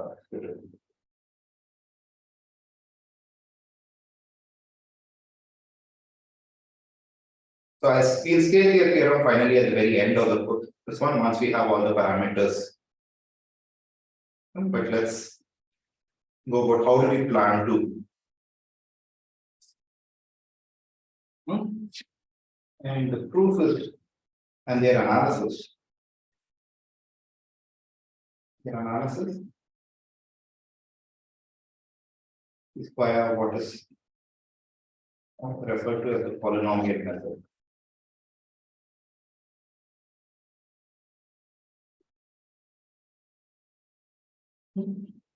And what's the polynomial method? The polynomial method is the following. So let's start off with S, being the set of points xy in U cross V, where R of x, these are the error.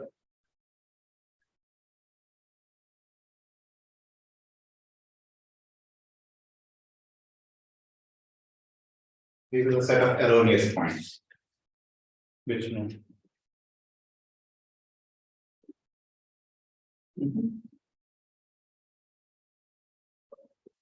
Now, what I want to ask is what do we know about this set of points? We know that this set of points is not too large in height. We know that size of S is at most delta times Mn.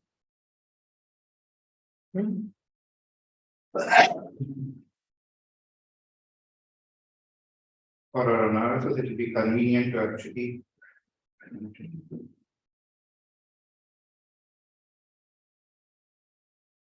let me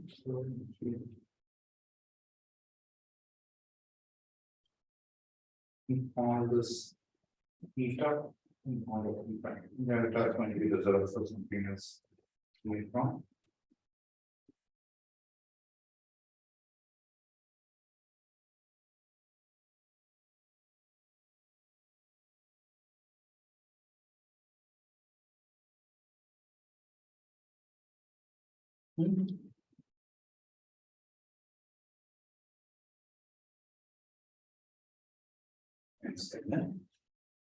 Let's think of eta itself as some mu square. I want to claim that the following should be true, that is, there exists a non-zero polynomial E of xy of degree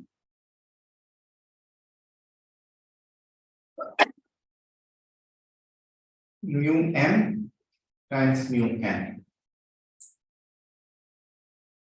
such that for all xy in S, we have E of xy is 0.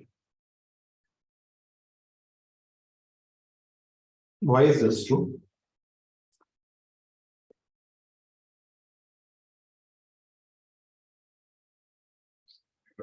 Just interpolation, that is, any polynomial of degree mu m, mu n has certain, consider a set of homogeneous, it's a homogeneous system, come up with any polynomial can be represented by its coefficients, which are at most mu n plus 1 times mu n plus 1. Those are the number of coefficients. And you have a bunch of conditions. You're saying several points xy, this is 0. How many conditions you have? You have only mu square mn constraints.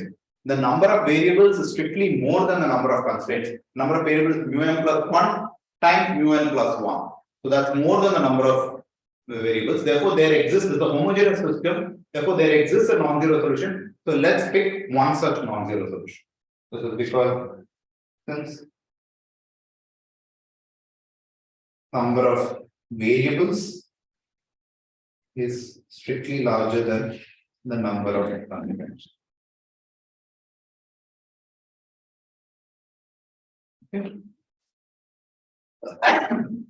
So now this condition, what did we have? We had this condition for all xy in U cross V minus S we had R of xy equals C of xy. Now, because S on the set yes, E was 0, we could now change this to condition for all xy in U cross V. R of xy times E of xy is equal to C of xy times E of x. Because the places where they were had a disagreement, I'm multiplying it by 0. Therefore, this is a. Now, what's the. So, let's look at this function. Let's look at this function, which I'm going to call Q. So, define Q of xy as this function, which is R of xy, E of x. It's also, by definition, it's also C of xy, E of x.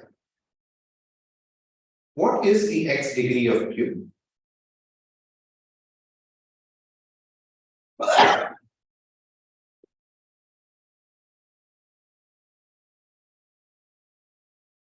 U1 plus beta. Huh? U1 plus beta. No. So the x degree of Q. So it's a product of. So to understand the x degree of Q, it's sufficient if I look at the x degree along every of the columns. What's the x? So let's look at this as a function. Let's look at it when you set y to be. So what I want to make some observation to it here. For every u in U, Q of U comma Y. What is this? This is actually C of U comma Y times E of U comma Y. What's its degree now in Y then?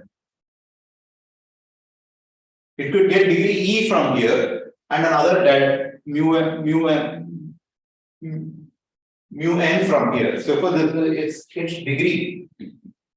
degree of y q u y is always less than E plus mu n, and similarly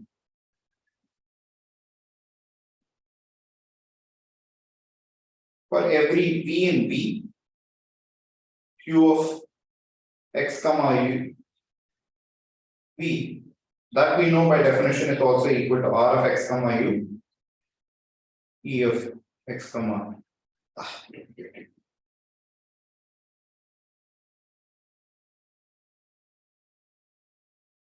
And so this the degree of this object. What's its x degree? It's d plus mu n. So Q is a function which, when you look at it as on the columns, it's a degree E plus mu n. When you look at it as a rows, it's a degree 1. Therefore, it is Q. You know, the characterization will tell you that Q hence. Some one of the m's has to end. This is the m. Hence, Q is of degree D plus mu n times E plus mu n. Is that right? So there's a characterization gives you, because Q, when you look at it in X, it has this one, Y, it has this. But now let's look at this function. You have this function. To ensure that these numbers are less than m. Yeah, so I would need provided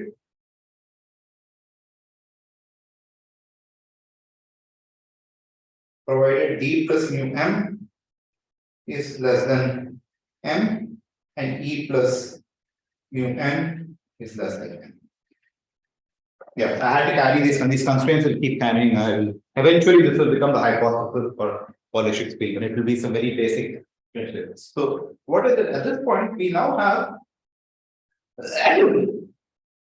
this equation which we had here this equation tree. So there is Q is such a bivariate polynomial which is low in the x variable and the y variable, and we know that Q of xy. So this is now a formal polynomial is equal to R of x. I'm going to write it this way.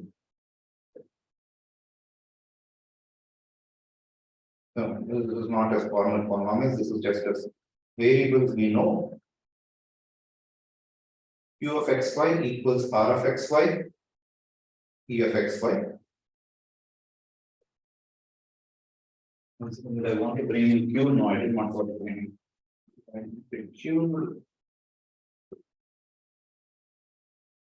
In my notes, I didn't have it to be Q, but keep it Q. Q was supposed to be the target polynomial. So let's not call. Let's call this P.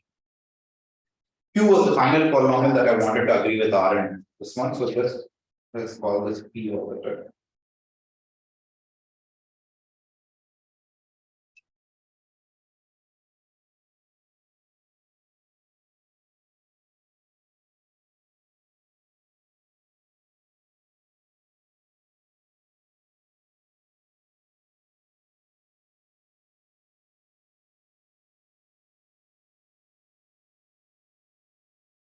Okay. So what do we have from here? This is a degree D plus mu m, E plus mu n. This is a degree mu m, mu n polynomial. Who are these? And R and C were this. Now, what did I want to lay my hands on? I want to lay my hands on this polynomial Q, which is utmost degree D and utmost degree E. What's a candidate polynomial that I would want?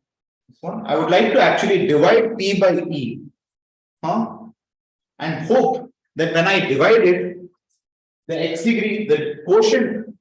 Right now, these are polynomials. There's no reason why P should divide E why E should divide P at all. If E divided P, then the quotient polynomial will have degree D and will have degree D in the x variable and degree E in the y variable. And then the quotient polynomial will, in fact, whenever E is non-zero, it will actually agree with, it will be a common explanation of R and Y. So what we would magically want to do is we will actually want to show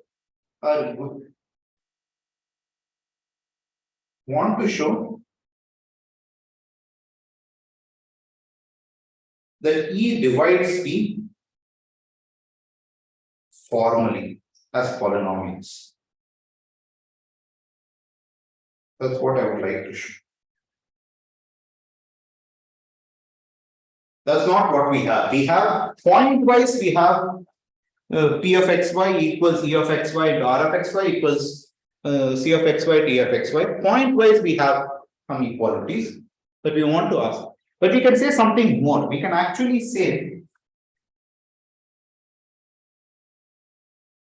that is what can we say?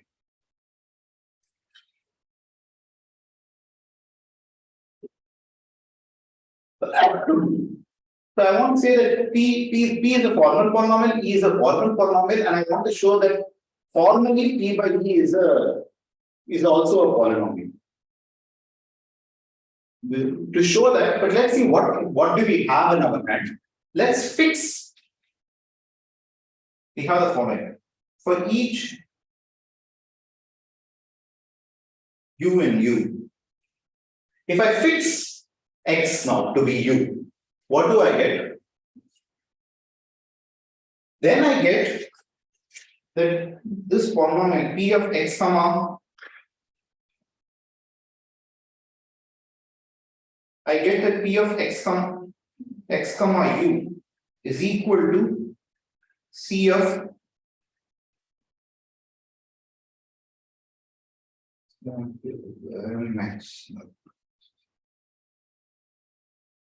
U comma Y is equal to E of U comma Y times E of mu comma y.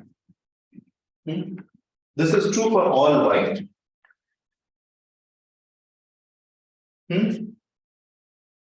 Here, this guy has degree mu n as a polynomial. This guy has degree e as a polynomial. This is degree e plus mu n. Therefore, these are two degree polynomials. This is also a degree e plus mu n. This is also a degree e plus mu n. And they agree for far more points than this one. Therefore, this should be actually a polynomial identity. Since mod b is larger than e plus mu n, this should be true.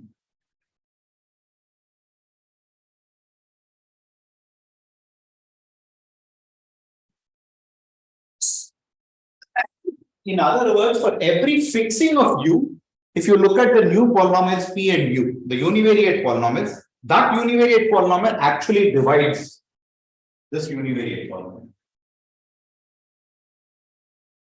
That is, for each fixing u and u, p u comma y is divisible by e u comma y, and the quotient which is c u comma y is of degree at most. What's the degree? E.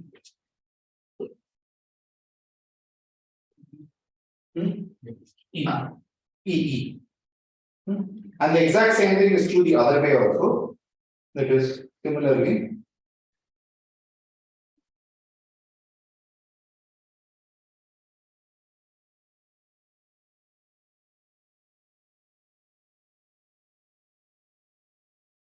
for each fixing v of v, px v is divisible by e xv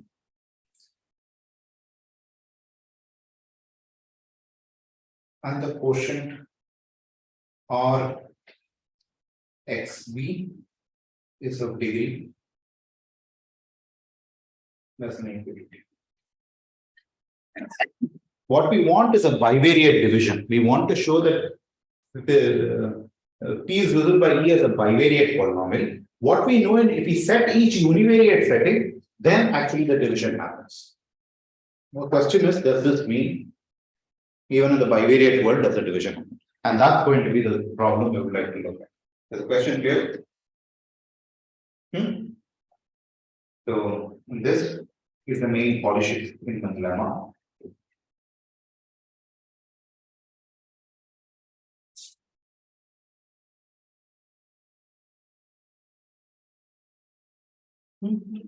Let's say it slightly more. We'll say it slightly more generally.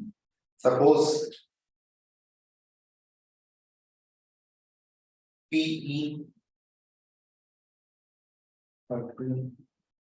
degree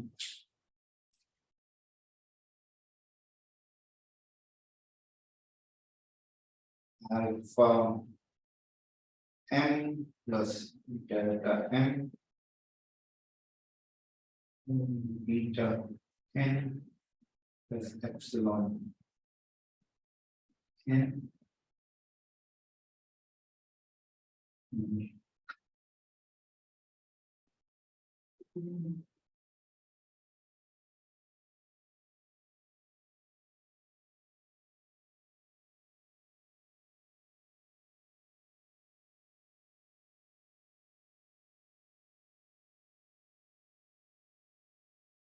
polynomials.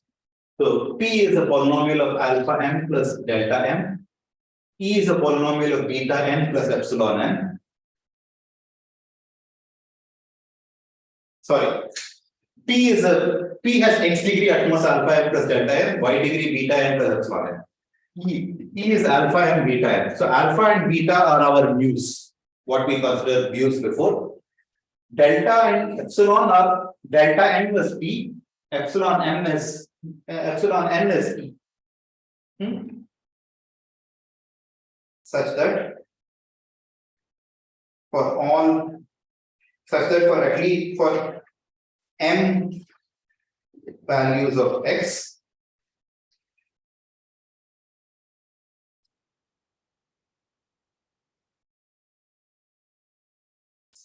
such that for all u in u, size of u being equal to m, we have that p of x by e of u comma x by e of u comma x is of degree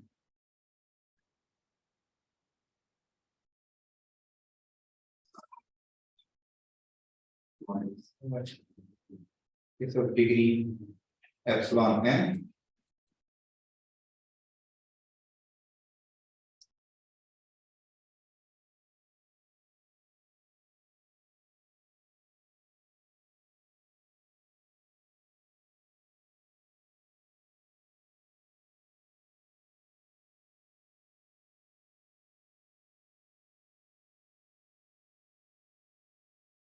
By the way, this is when I mean this, I mean that this divides this, and furthermore, the quotient is this. It's two facts put together. It is fact that the quotient is it is divisible, and this one. Then I want to say, then there exists a polynomial q of degree delta n, that's delta m, sorry, something is m, this is m, epsilon n, such that we have formally p of xy identically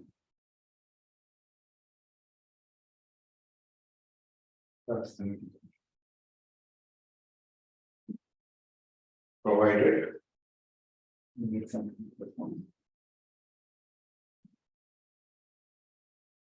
alpha plus beta plus delta plus epsilon.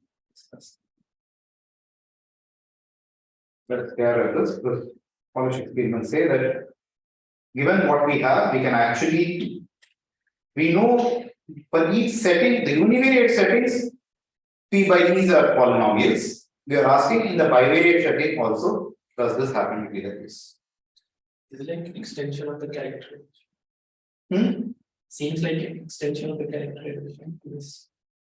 Is it an extension of the characterization? Because there's a slight difference. The characterization was happening only for evaluations. This is happening. It is sort of the same thing in the functional, in the polynomial world.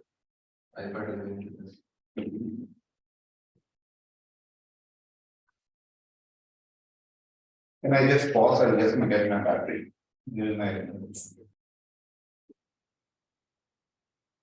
Okay, you had a question. What was that? it seems like extension of the characterization to that. Because this will imply the characterization when you put e to be x constant.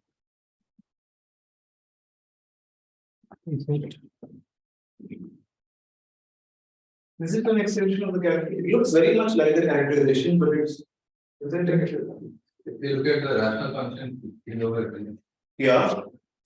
The restriction of the rational function to P over E, you are saying. P of xy, capital xy. If this is a polynomial we are done, but if it's not, it's a rational function, but its restriction to every horizontal line and vertical line is a polynomial of low. Okay, so it's extending the characterization to rational functions. If you're given a rational function, and if it so happens on every row it happens to be a polynomial of low degree, if every column it happens to be a polynomial of low degree, then is it? And then we are saying that globally it's the polynomial of low x and y degrees, and that's exactly what it's stating, but with some degree constraints. In that sense, it's exactly the same. So we are basically transferring this to a polynomial to the character. So, but there's a nice thing about it in the sense that this is just a characterization, this question for the rational polynomials. You're going to infer the robust characterization for the usual thing from the characterization for the rational polynomial case.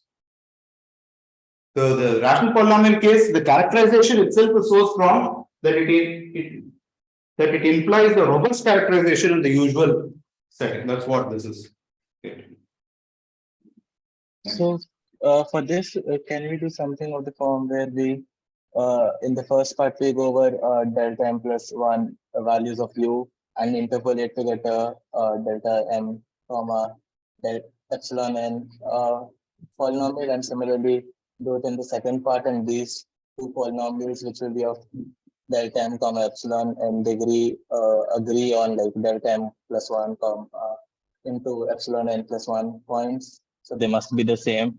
So these two polynomials which we get should be the same, and that should be the polynomial that works in general. So it feels like so the proof is a little more involved than that, because what we are so I agree with you that when you restrict to one variable, you get a delta m, restrict to another variable, is one. But from that, why do you get a global bivariate polynomial which will why do you know the Q's of the low degree in both the variables? So no, like once you have this in from each case, I extract a low degree polynomial, which is of the degrees I want. But like, so when I go over delta m plus 1 values of u, in those values the polynomial works out correctly. Yes. Over all values of y. Similarly, I go over the same when I go over epsilon n plus 1 values of v, over all values of x, it works out on those values for v, that polynomial, Yes. the low degree polynomial. When I take these two polynomials, but like in this intersection of delta m plus 1 values, epsilon n plus 1 values agree on with what each are other. These two what are these two? For the first polynomial, I extract a polynomial which is low degree, which agrees with like over delta m plus 1 values of u. I get a low degree polynomial by interpolating for each coefficient, a bivariate polynomial I get.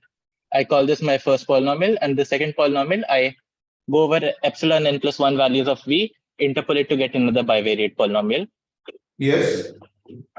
These two polynomials agree on like these common delta m plus 1 comma epsilon n plus 1 values are interpolated over. So that box. Yeah, so there's this grid on which the quotient looks this one. And you now want to say this quotient now actually is the same because they're both of low degree, and they have these many they cannot evaluate to the same thing on these many values, because then their difference should be.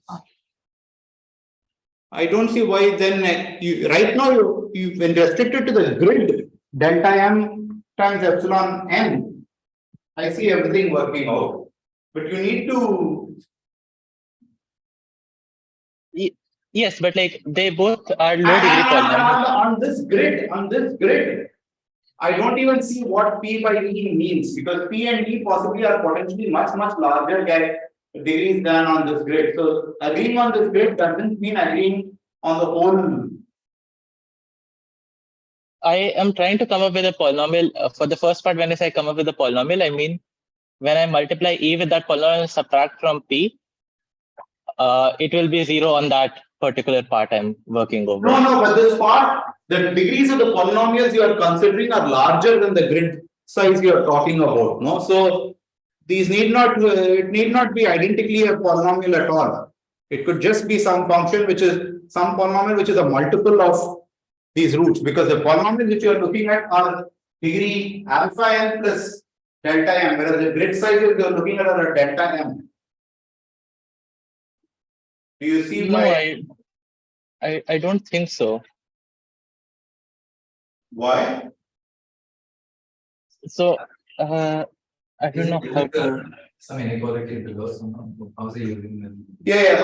Whether the inequality below, somehow you should use this. It falls with this if this inequality is not. I can come up with counterexamples if this inequality is not satisfied. Yes, yes.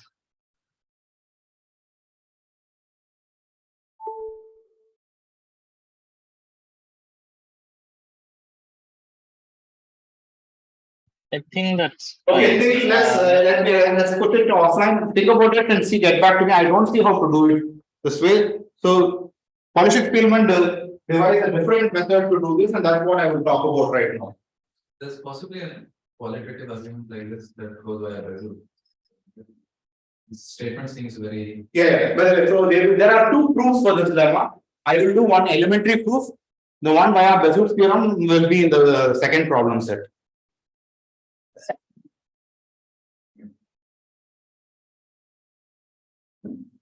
What we would want to show, basically what we want to show is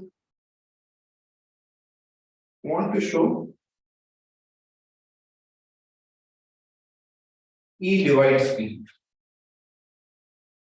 Or equivalently, that is the GCD of P and E is E itself. This is what we want to show. So let's even ask the basic question: how do I understand? I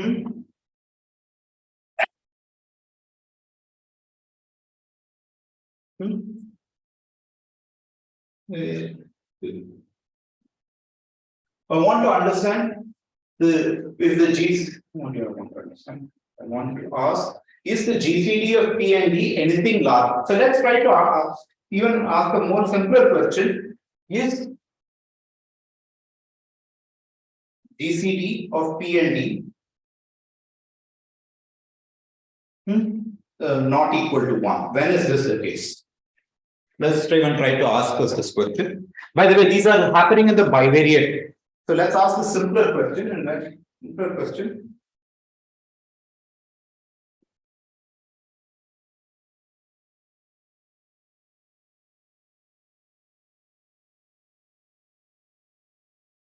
Eventually, we also want to ask if P and D is equal to E, but let's now ask the simpler question. And let's ask even again, this is we need it in the bivariate setting.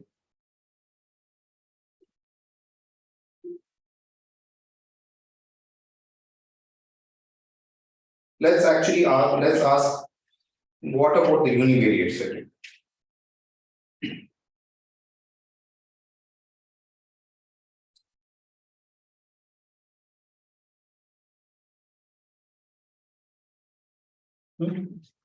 So let's write P. In that setting, P of X looks like this. It's P0 plus P1 X all the way up to P to the power R X to the R, where R is exactly the degree of it. This is the exact degree I'm talking about. It's not an upper bound of the degree. E of X, let's call it E0 plus E1X plus ER X bar S, and S is the exact degree of E. I want to make a simple claim. GCD of PE is not equal to 1 if and only if there exist polynomials AB, degree of A being less than or equal to S minus 1, degree of B being less than or equal to R minus 1, such that P of X into A of X is equal to E of X into B of X.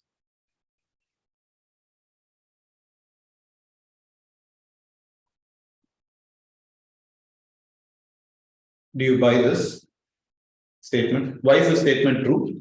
Let's see both directions.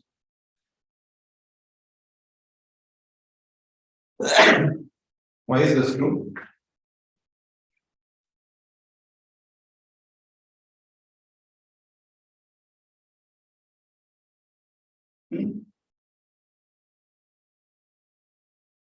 Then you write P and in terms of the GCD. So just write, suppose F is the GCD of P and E. Then I can write P as P hat into F, E as E hat into F, and the candidate, and A will be, the natural candidate for A will be E hat.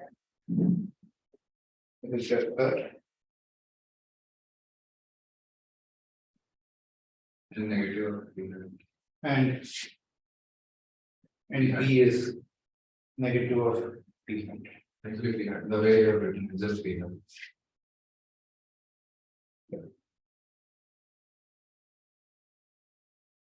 And so certainly this choice of A and B satisfied. And if F is of not equal to 1, if the GCD is not 1, you know that E hat and P hat are of degrees lower, and hence you get the result. So one direction is certainly true. If the GCD is not equal to 1, then you have this. Why is the other direction true?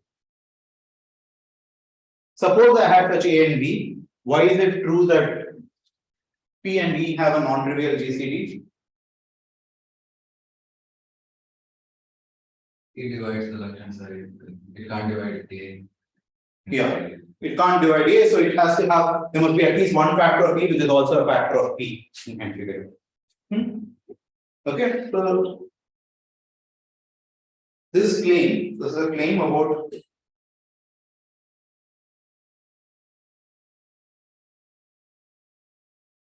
but I want to now instead that this statement. So what I have reduced the fact that P and E should have a GCD to the existence of two polynomials A and B.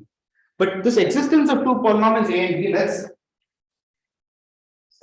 I want to say this is exactly the system of equations, no? So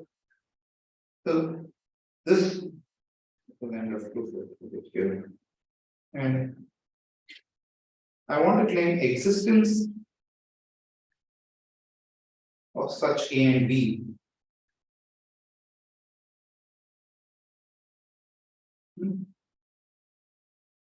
By the way, there must be non-zero polynomials. Yeah, zero polynomials. Existence of such non-zero A and B.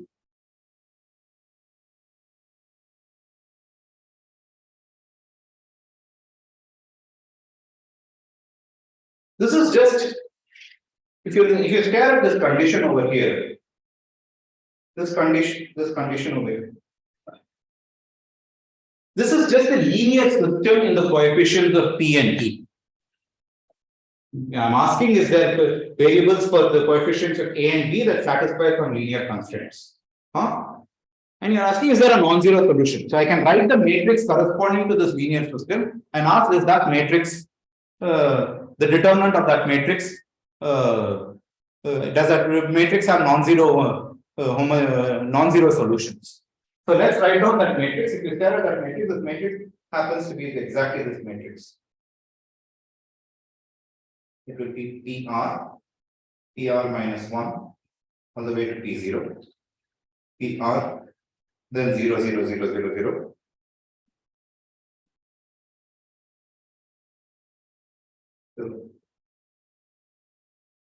So this is going to be, this will be an R plus S matrix. ES minus 1 all the way up to E0 and then 0, 0, 0, 0, 0. Then shift this whole thing by 1. So this one goes S times, this one goes R times.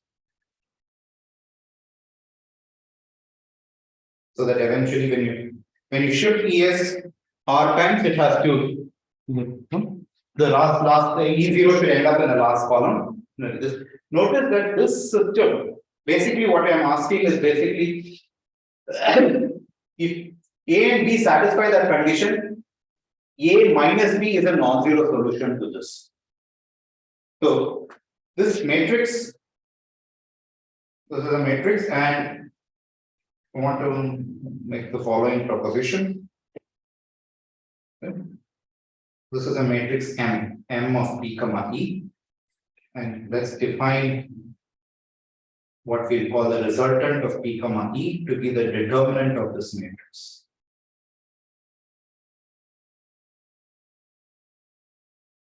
The following, we have already proved the following proposition. GCD P comma E is not equal to 1 if and only if the resultant of PE is not zero. That's exactly what we have proven so far. It was an important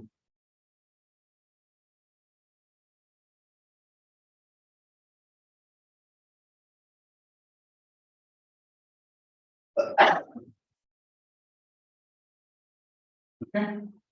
By the way, the same proposition is also true over. So you can suppose now we had P of XY, and I'm going to write this as P0x plus P1x y plus PRX y to the or P of XY. Similarly, as this y to the s, where PRX is not identically 0 and ESX is not identically 0. Then the thing, this by Gauss's lemma, we have this.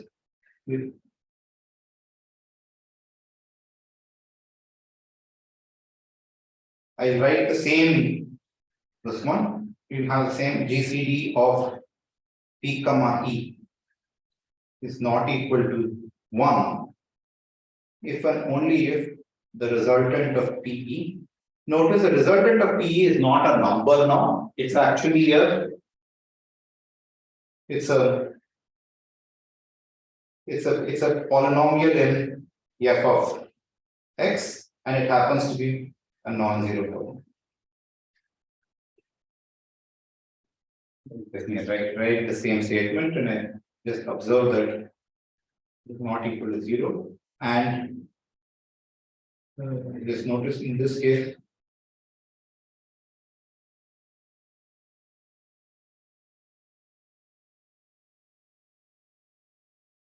it's a polynomial, it's not a. And the way this is proved is by thinking of working with the field of fractions f of x adjoined with y, and then do the previous lemma that GCD now as a function of what, like as a polynomial. GCD has y degree at least 1. So that is no Gauss's lemma. That's just the previous thing in which you are moving from the field f to the field f of x. Gauss's lemma tells you how to divisibility over here, move to divisibility from the quotient from the ring f of x, the field of fractions f of x are joined with y, move it to the. If there was a pure x factor common between P and would this, you're saying this will capture that this shouldn't capture it because the resultant is y.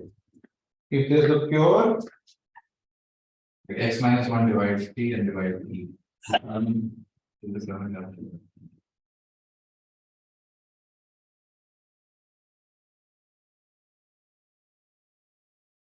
this will only capture it in the second. The univariate part. It's a univariate formulation. So when will it shift? So if it does the GCD is equal to y. We But can then just there is no Gauss's lemma over here. yeah, it's just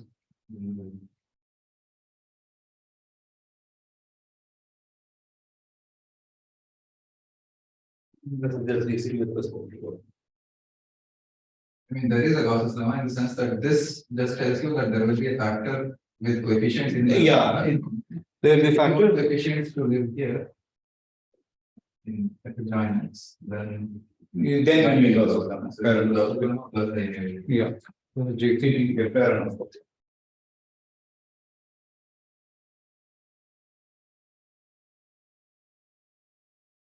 This is GCD. Resultant is also over the variable y, right? Huh? The resultant is over the variable. Oh, sorry. Yeah, because resultant p comma e is a x variate polynomial. Yeah, Yes. okay. Yeah. I don't think I will need this, but let's.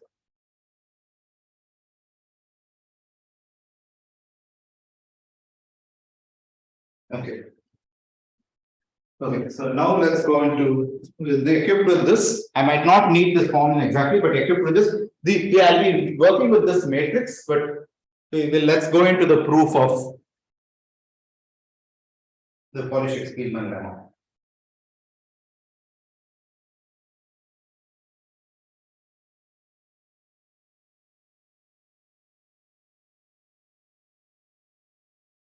Okay. So once again, what is P? P is an alpha n plus delta n, beta n plus epsilon n degree polynomial. E is a alpha n beta n degree polynomial, and for each setting of one variable, P is divisible by E, and the quotient is of degree, the appropriate right degree. The quotient is of either degree delta m or epsilon m. This is what we have. That is, I'm not writing that fact, but that's part of the hypothesis of Polishchuk-Spielman. So given this, I want to make, and we have alpha plus beta plus delta plus epsilon to be less than 1. What I want to state is actually, just let's focus on the x degree point of view. I want to state, without loss of generality, we can assume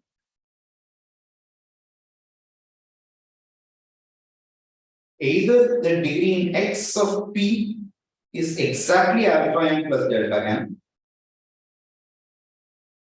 exactly, or the degree in x of e is exactly alpha n.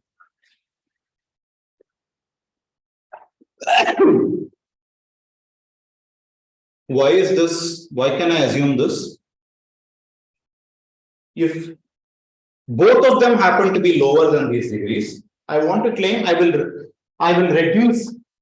I have the same hypothesis with a smaller alpha beta delta epsilon. I can replace alpha with alpha minus 1 over m, and I can replace basically alpha by alpha minus 1 over m, and I will have the same statement. The hypothesis still holds, so you'll replace, otherwise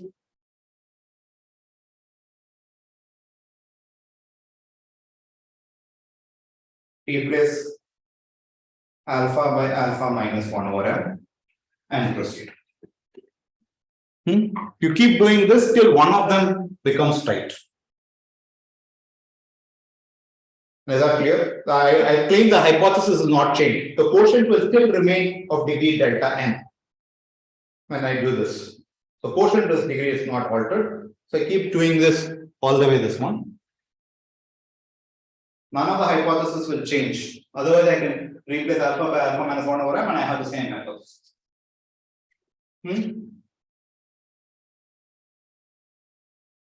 Similarly, actually, if you are careful, once you notice that if this was, one of them is exact, the one that has to be exact has to actually be, E has to be exact. It can't be that E is of lower degree and P touches the ceiling, because E times some degree delta m is going to hit this object. If that was lower, it will not. But anyway, I won't need that. Similarly, we can assume without loss of generality. Similarly, we can assume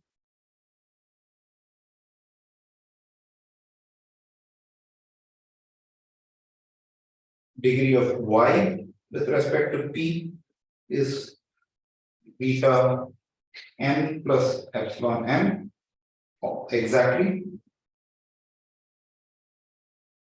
or degree of y with respect to E is beta n exactly.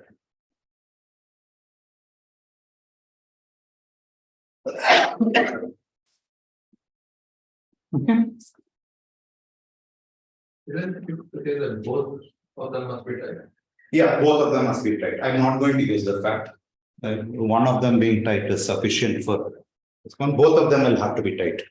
If one is tight, the other one is supposed to be tight. Yeah. So, yeah, it is true, but I won't need this.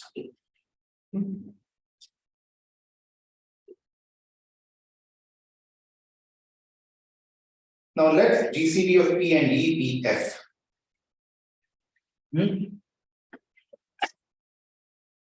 What do I want to show? I want to show in this case what I would ideally like to show, want to show.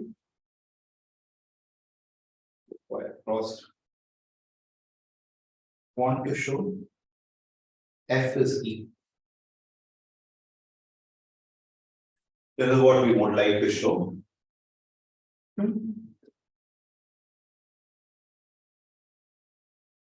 At this point, I'm going to write P as P hat E.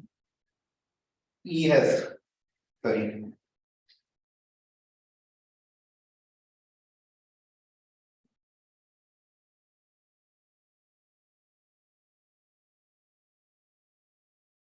E hat F.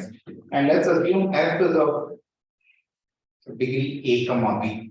And this is exactly, there are no points on it. Then I want to say the whole result is also true.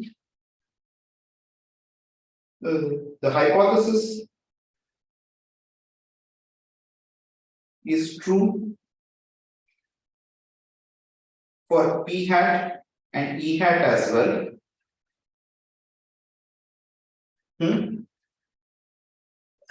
Because the hypothesis says when for every setting this one divides the other. So what's that? Let's look at the hypothesis. The hypothesis, what do we have? We had, let's look at just one of the hypotheses. P of u comma y is equal to E of u comma y and C of u comma y. We had this one. Now in this case, I'm going to write it as P hat u comma y, F u comma y, E hat u comma y, F u comma y, C u comma y. What I would like to do is I would just like to divide by F u comma y, eliminate it, and then get it. So you work with a smaller grid. You work with a smaller grid. So there are some points in which F u comma y is a non-zero polynomial. Work with that smaller grid. So you'll have to drop off some amount of points. What's the number of points you drop out? You drop out exactly 3 points because of this, because that's the number of places that this can have been zero. Similarly, you can. So what I want to claim is the hypothesis is true on V minus set of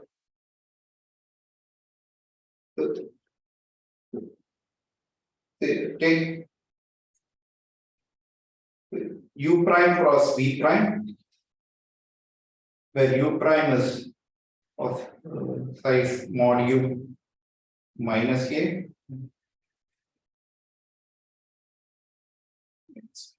That's what you will lose. So what is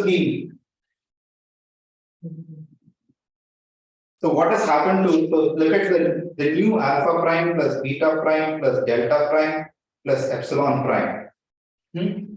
What are they? This is alpha prime is alpha m minus A by m minus A. Beta is beta n minus A, beta m minus B by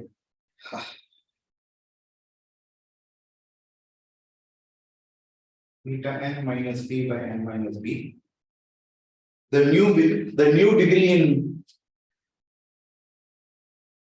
this is right. All of them, has alpha beta dropped? Alpha beta have not dropped. So let me write this. So what is delta prime epsilon prime? That's the new degrees of E. The new degree of E is delta m minus A, and the relative degree is this. And the relative degree of this one is minus B n minus B. Alpha is the extra addition that has not changed. That's exactly alpha m by m minus A plus beta n minus. The excess is not changed, and it's not hard to check that this is actually less than delta plus epsilon plus alpha plus beta, so which is less than 1. So it's a hypothesis which remains valid.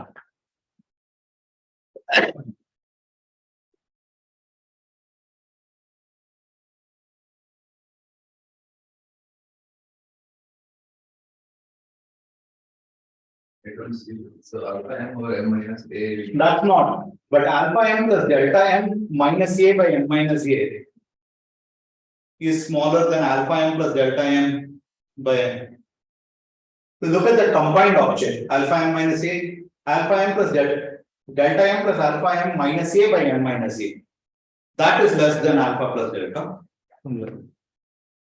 Okay. Let me do one step. This is equal to alpha plus delta m minus a by m minus a plus beta plus epsilon n minus b by n minus b, which is less than or equal to alpha plus delta plus beta plus.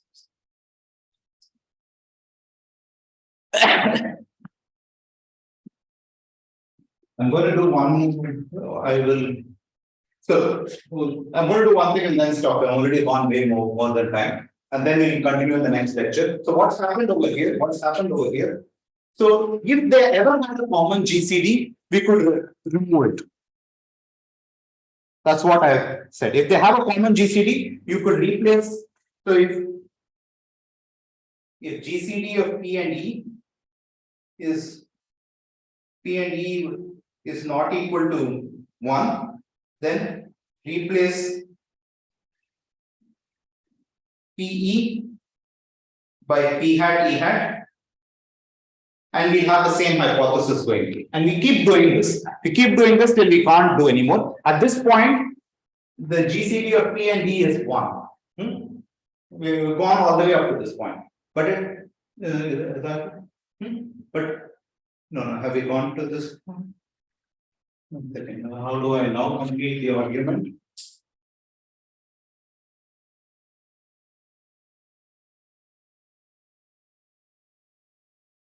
What I need to now show is at this point, the only way this can happen is if E is the constant polynomial. If we now show, so we keep doing this. So I'm going to say that. So we'll assume hypothesis. We'll assume the Polishchuk-Spielman lemma hypothesis.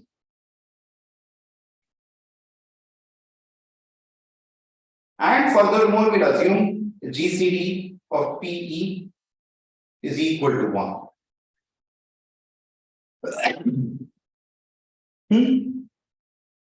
From this, we will conclude that E has to be the constant polynomial.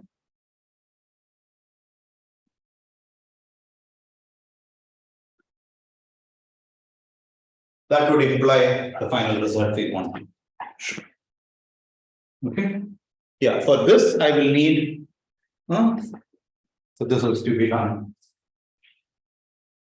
There's no keep doing it, right? It's a one-step thing. Yeah. So there's no. It's a one-step thing. It's a one-step thing.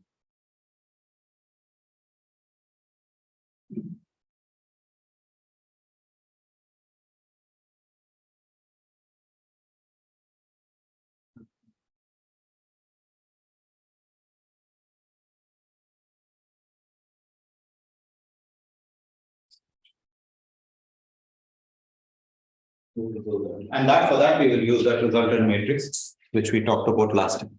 Sorry, I've gone well over time. I'll stop with this. Questions? And Rohan, it'd be good if you can, before next lecture, if you could try to formulate what we were trying to do. I'll also think about it. Yeah, I'll try to write it. I think it should be fine. Okay. Okay. Okay. Sorry, there was too much of setup time for this. This is where we will enter. So we'll enter into the Polishchuk-Spielman lemma, main lemma. What if all of this was trying to reduce to a case that we can handle. We have the Polishchuk hypothesis, and we have that P and E actually have GCD1. In this case, I want to say the only way this can happen is if E is the constant polynomial. Okay. Okay, let's talk.